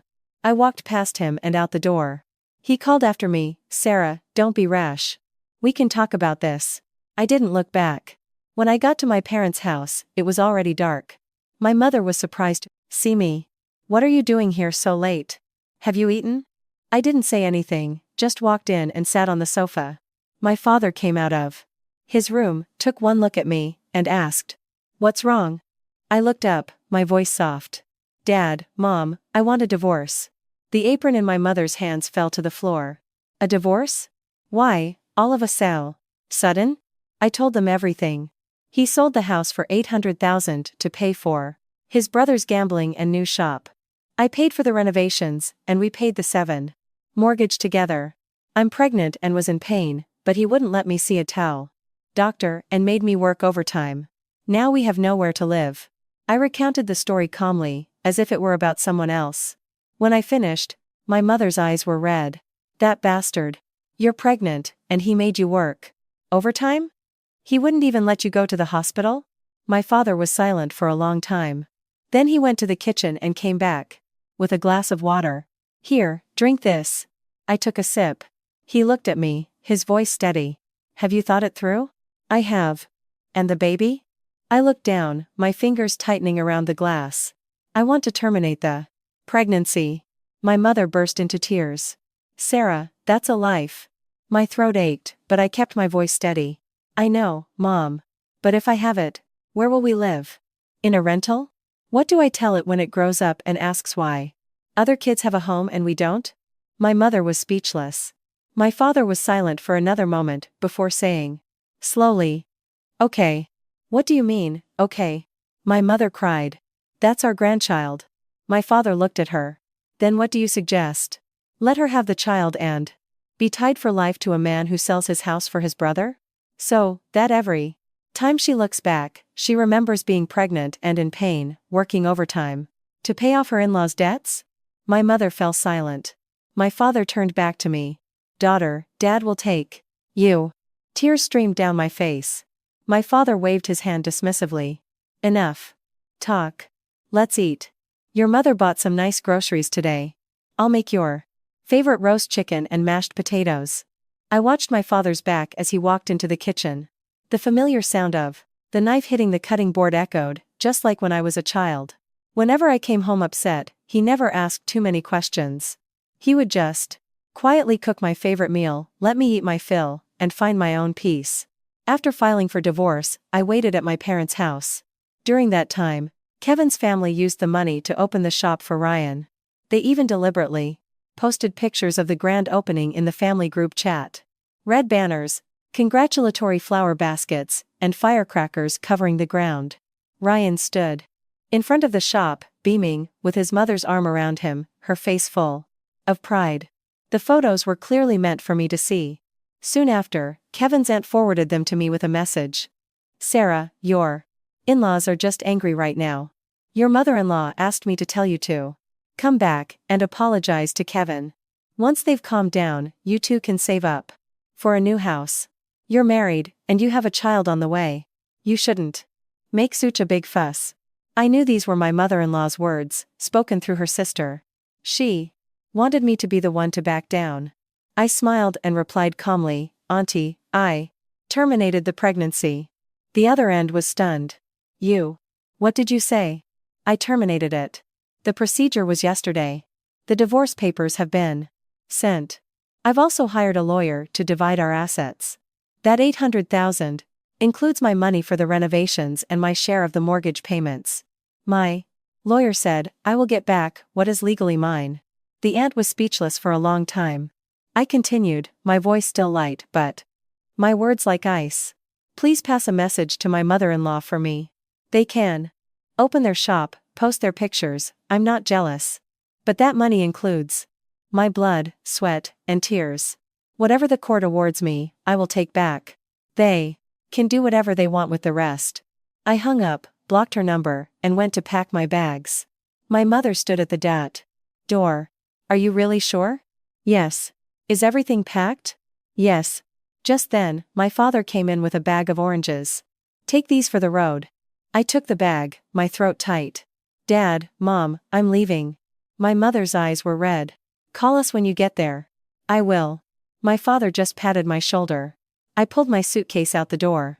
The ride share was already waiting. As the car pulled away, I looked back and saw my parents still standing at the gate, watching me go. I turned away and leaned my head against the seat. The city I had lived in for 30 years slowly receded, and a sense of calm settled over me. Just then, my phone rang shrilly, shattering the silence. It was Kevin. The moment I answered, he screamed, "Sarah Collins, did you freeze my family's bank account? Are you insane? That's my brother's shop money. Who do you think you are? Do you know he can't pay his suppliers? They're at the shop, demanding their money." I said nothing. He was panting, his voice getting louder.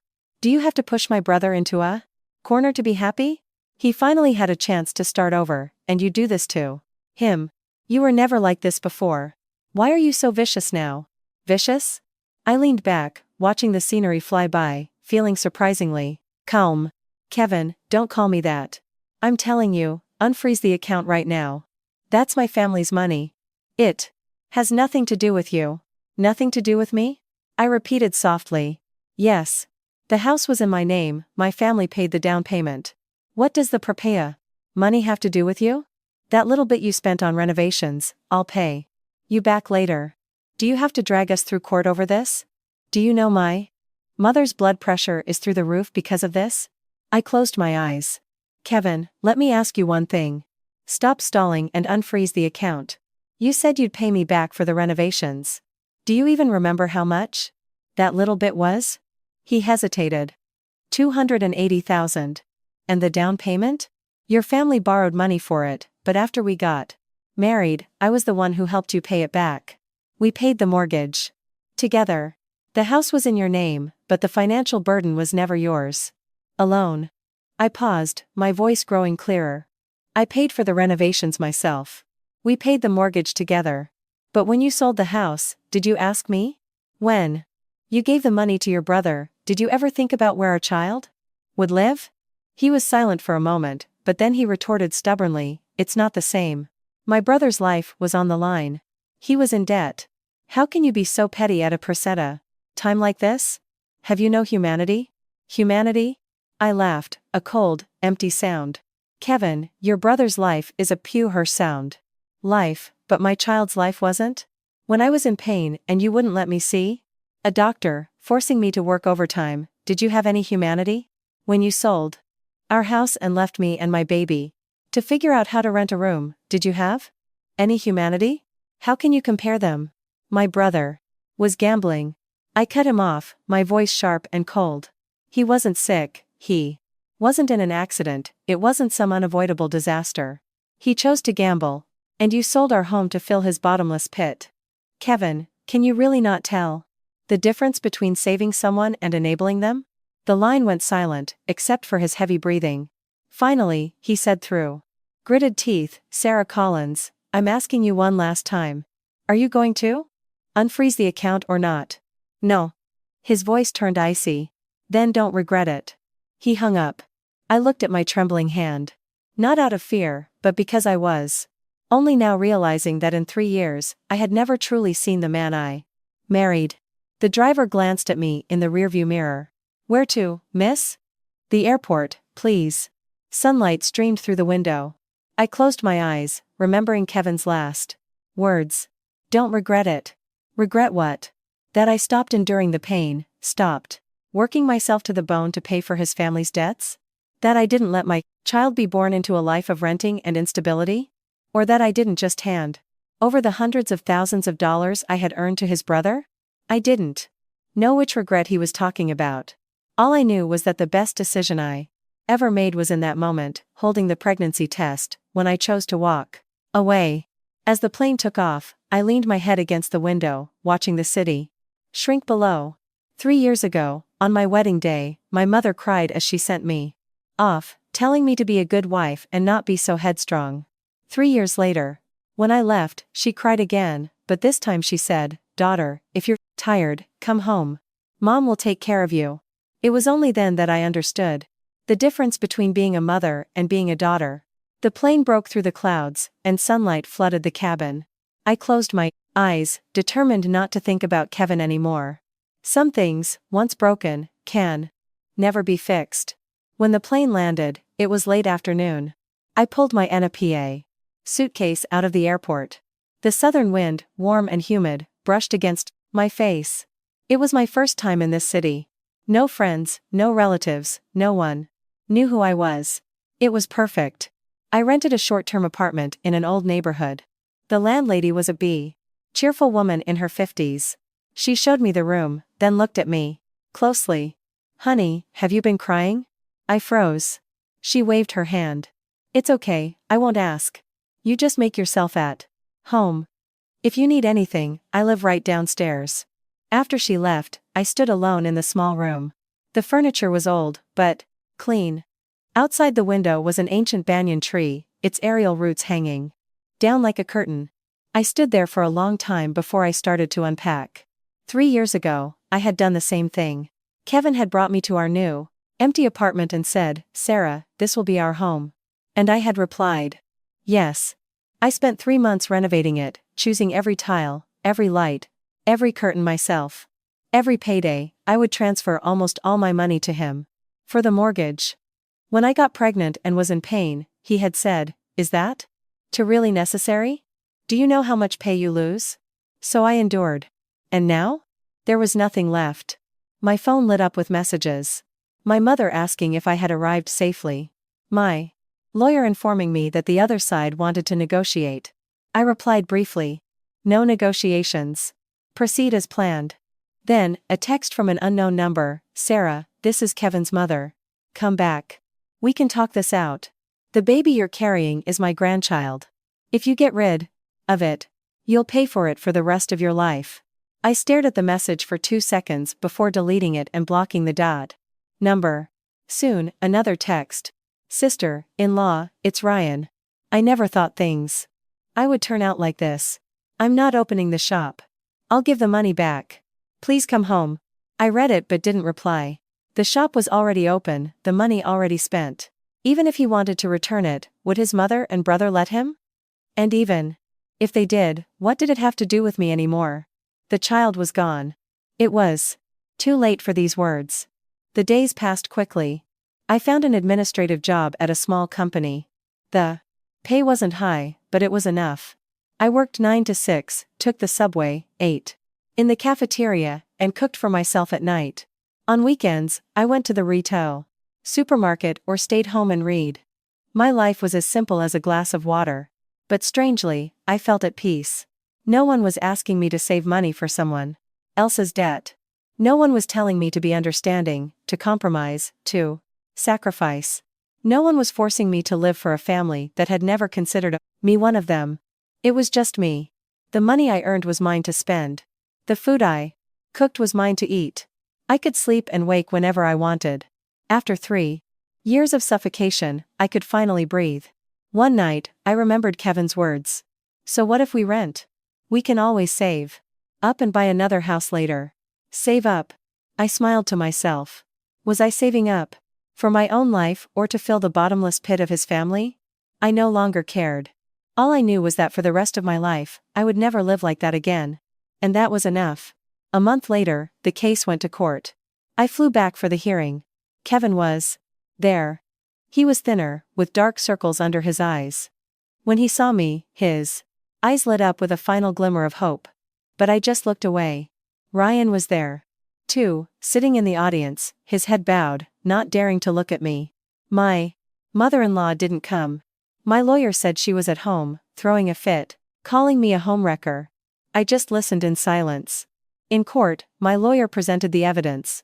The sales contract for the house, the receipts for the renovations, the mortgage payment history, the bank transfers to his brother, the pregnancy test, and my timesheets showing the overtime I worked while in pain. Kevin kept his head down the entire time. His lawyer talked a lot, but it was all the same old story, husband and wife should Be understanding, it was reasonable for him to help his brother, and I couldn't claim he had mishandled joint assets. The judge interrupted. I just have one question. When the defendant sold the house, did he consult with the plaintiff? The lawyer faltered. Well, yes or no? No. The courtroom was silent. When the verdict was announced, Kevin looked up at me. His eyes red. Sarah. I stood up and walked out without a word. I heard hurried footsteps behind me. Sarah, wait. I stopped, but didn't turn around. He stood behind me, his voice trembling.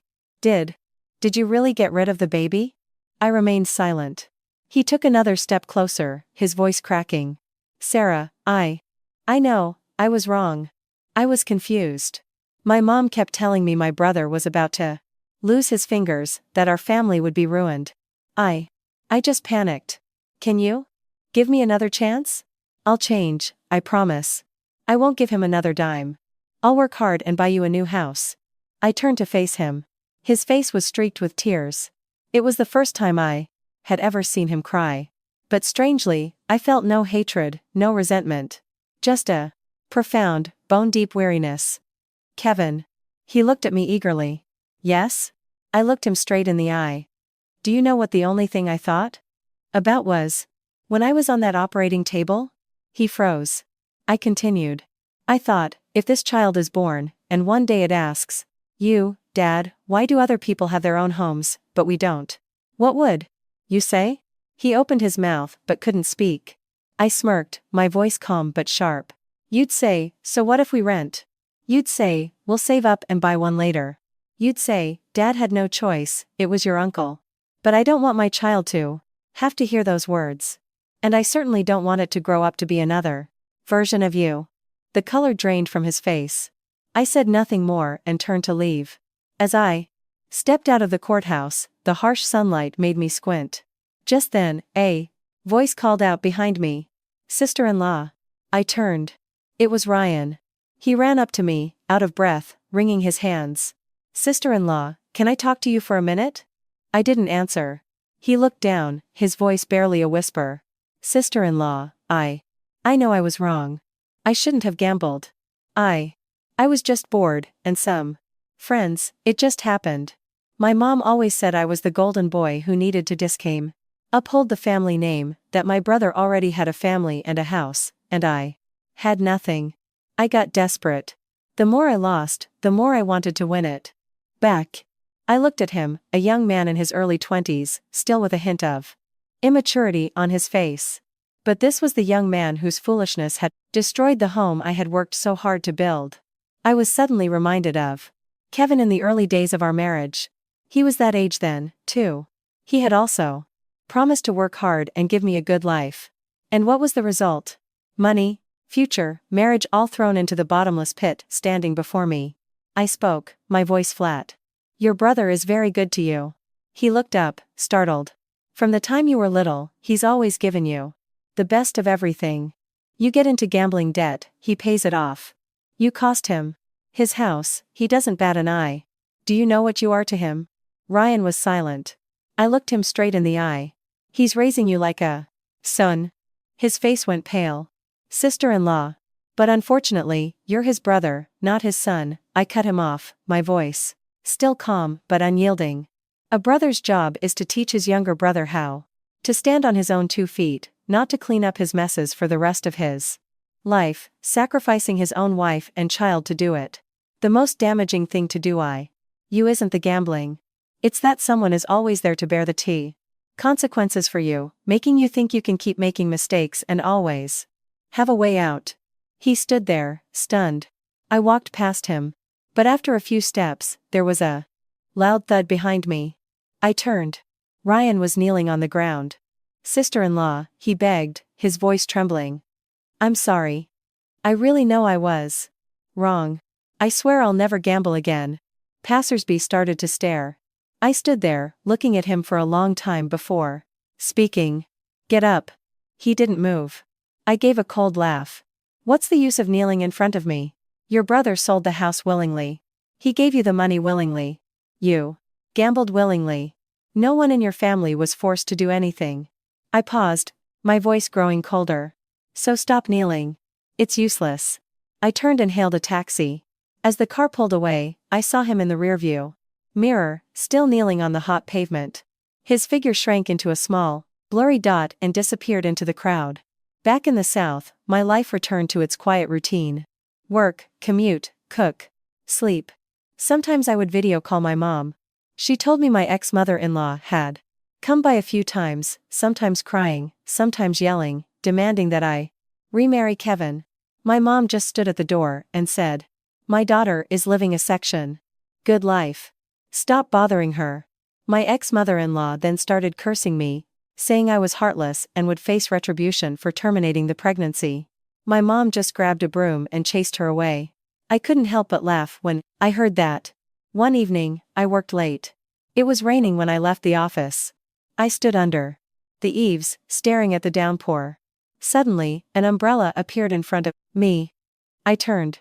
It was a young man with glasses and a plaid shirt. He smiled at me. "You're the new admin, right? We're on the same floor.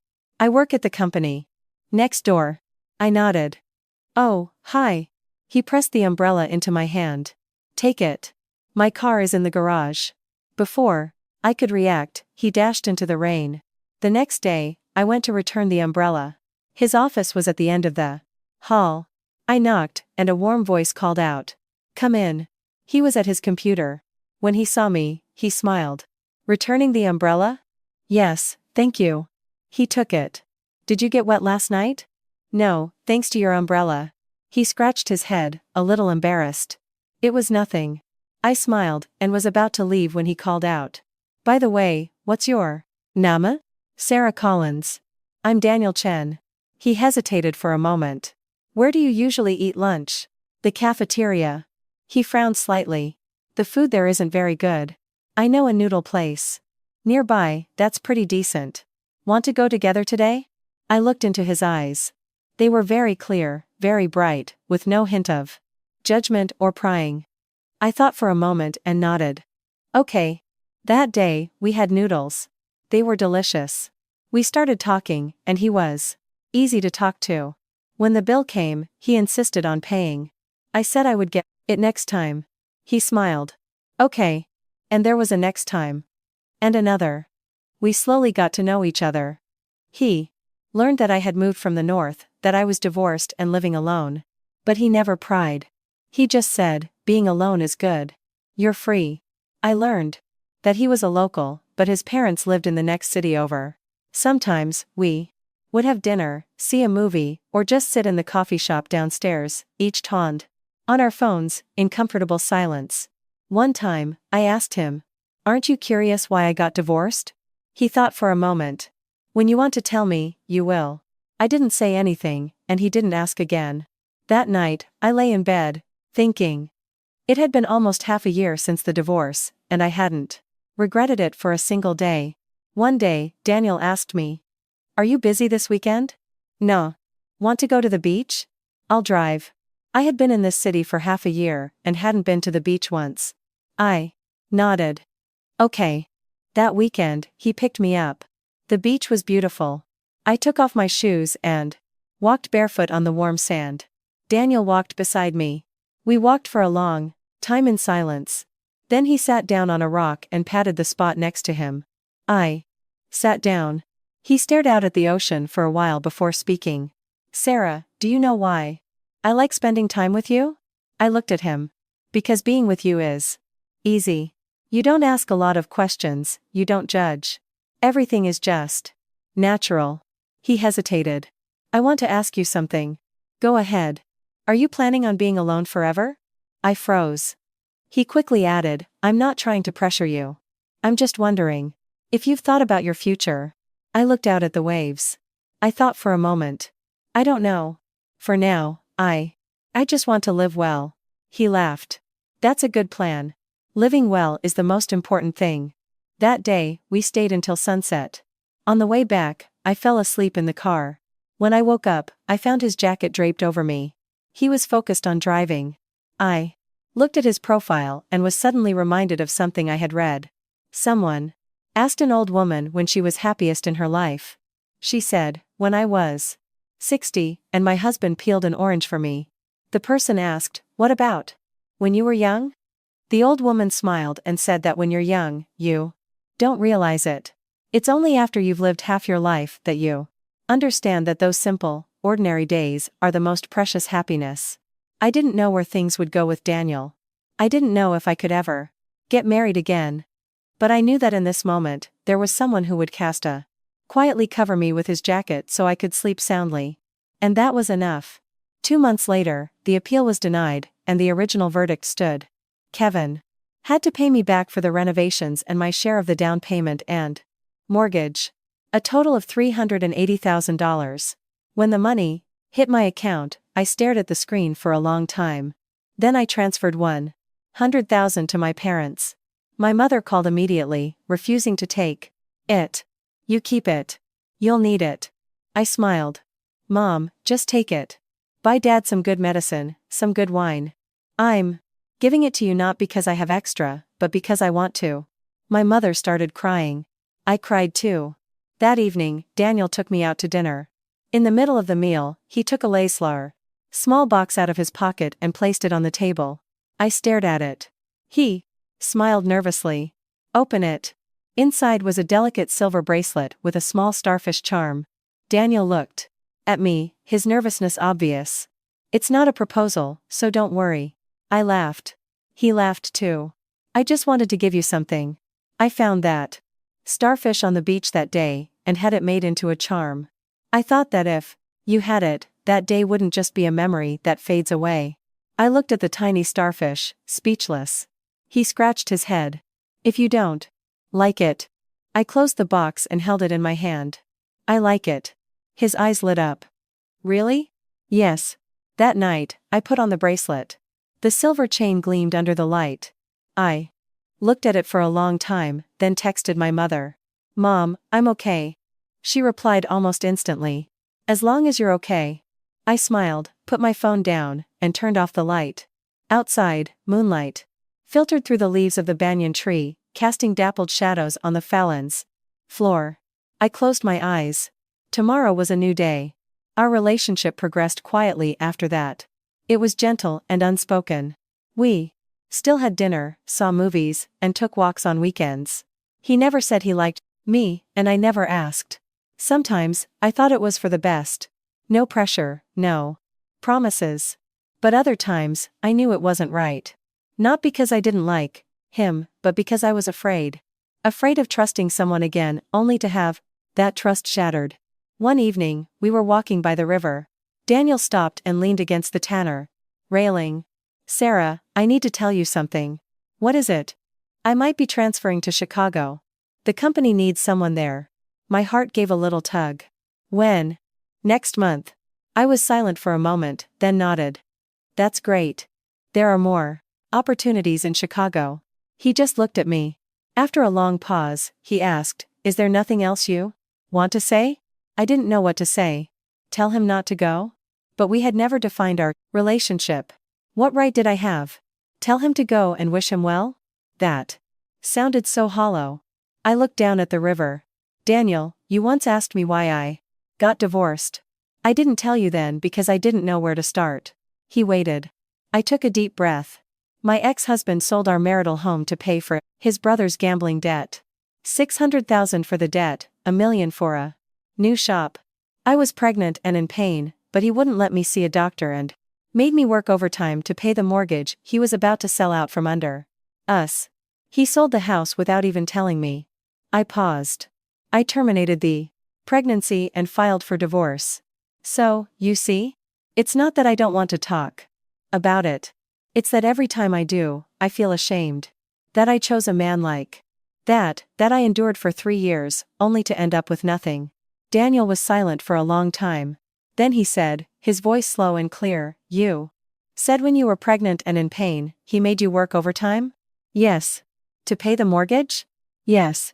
"And then he sold that house to pay for his brother's gambling debt?" "Yes." He fell silent again. Then he looked at me, his voice low. "Sarah, that's not your fault. You have nothing to be ashamed of." My eyes stung. "Because you're more patient than others, because you're more understanding, because you always think of others first, what's there to be ashamed of?" The one who should be ashamed is not you. His voice grew heavy, a rare edge to it. Your ex-husband and his brother, they're the ones who should be ashamed. One enables a gambler, the other is a gambler. You paid for the renovations, you shared the mortgage, and he sold the house to fund another gamble. That's not just foolish. It's shameless. And your mother-in-law. Her son is a gambler, and she doesn't discipline him. Her other son sells his house, and she supports it. And then she has the nerve to call you a jinx? What kind of logic is that? He stopped, as if realizing he had said too much. He looked at me, embarrassed. Sorry, did I go too far? I shook my head. He ran a hand through his hair. It's just hearing what you went through, it makes me angry. After a moment, he looked at me seriously. Sarah, I haven't officially accepted the transfer to Chicago yet. I've been hesitating. Why? He paused, then finally said it. Because you're here. The river breeze felt cold against my suddenly warm cheeks. Daniel, you don't have to. I know, he interrupted gently. I know I don't have to do anything for you. But I want to. It's not because I pity you or because I want to be a hero. It's just that being with you, I feel at peace. He gave a small, self-deprecating smile. It's like I don't have to pretend. I can just be myself. He looked at me, his eyes sincere. You once said you just want to live well. I think living is the most important thing too. But who you live with, that's also important. A corner of my heart softened. I looked at him for a long time. You should go to Chicago. He looked surprised. I mean it. Go to Chicago and build your career. My job here is stable, and I don't want to change things right now. Let's both just live our lives well first. We can figure out the future later. He studied my face for a long moment, then smiled. Okay. Then I'll go. Okay. But I'll come back every weekend. I laughed. That's too much trouble. It's not, he said quickly. It's only a short, 2-hour flight. I didn't say anything more. He reached out and gently touched the starfish bracelet on my wrist. You're still wearing it? Yes. He smiled, his eyes curving in a way that melted my heart. That night, I tossed and turned, unable to sleep. And then I remembered something. Kevin had never once asked me what I was wearing on my wrist. He had probably never even noticed if I wore jewelry at all. In 3 years of marriage, he had never truly seen me. And Daniel, whom I had known for less than a year, remembered a starfish I had found on the beach. I didn't know if this was love, but I knew it was care. And it felt good to be cared for. When Daniel left for Chicago, I saw him off at the airport. He stood at the security gate, looking at me as if he wanted to say something. I'm going. Okay. Text me when you get there. I will. He hesitated. Take care of yourself, don't work too much. I know. He stood there for a few more seconds, then just smiled and turned to walk through the gate. I watched until he looked back and waved. I waved back. Then he was gone. I walked out of the terminal. The midday sun was so bright I had to squint. Just then, my phone buzzed. A text from him. Forgot to say, the starfish bracelet looks beautiful on you. I stood in the sun, staring at the words, and a smile spread across my face. And then, I started to cry. Not out of sadness, but because in that moment, I finally understood what it felt like to be truly seen by someone. I wiped my tears and texted back 2 words. Thank you. On the way to the subway, I remembered my mother asking me a few days ago, "Daughter, do you think you'll ever get married again?" I had said, "I don't know." She had smiled. "No rush. Take your time. Good things often come late. Good things often come late." I smiled to myself. Whatever the future held, right now, I had a small room of my own, a job that could support me, a starfish bracelet, and someone who was willing to take a short flight every weekend just to see me. That was more than enough. The subway arrived. I got on and took a seat by the window. The train started to move. I leaned back and closed my eyes, Kevin's words echoing in my head. Then, don't regret it. I opened my eyes and looked at my reflection in the window. Not a single regret. The train emerged from the tunnel, and sunlight flooded the car, warm and comforting. Outside the window, the city skyline passed by, old buildings giving Schefter.com. Way too new, like the pages of a life, turning one by one. I looked down at the Persence's starfish bracelet on my wrist. The silver chain caught the light, sparkling, and Sirena. It was good. The days were long. I would take my time,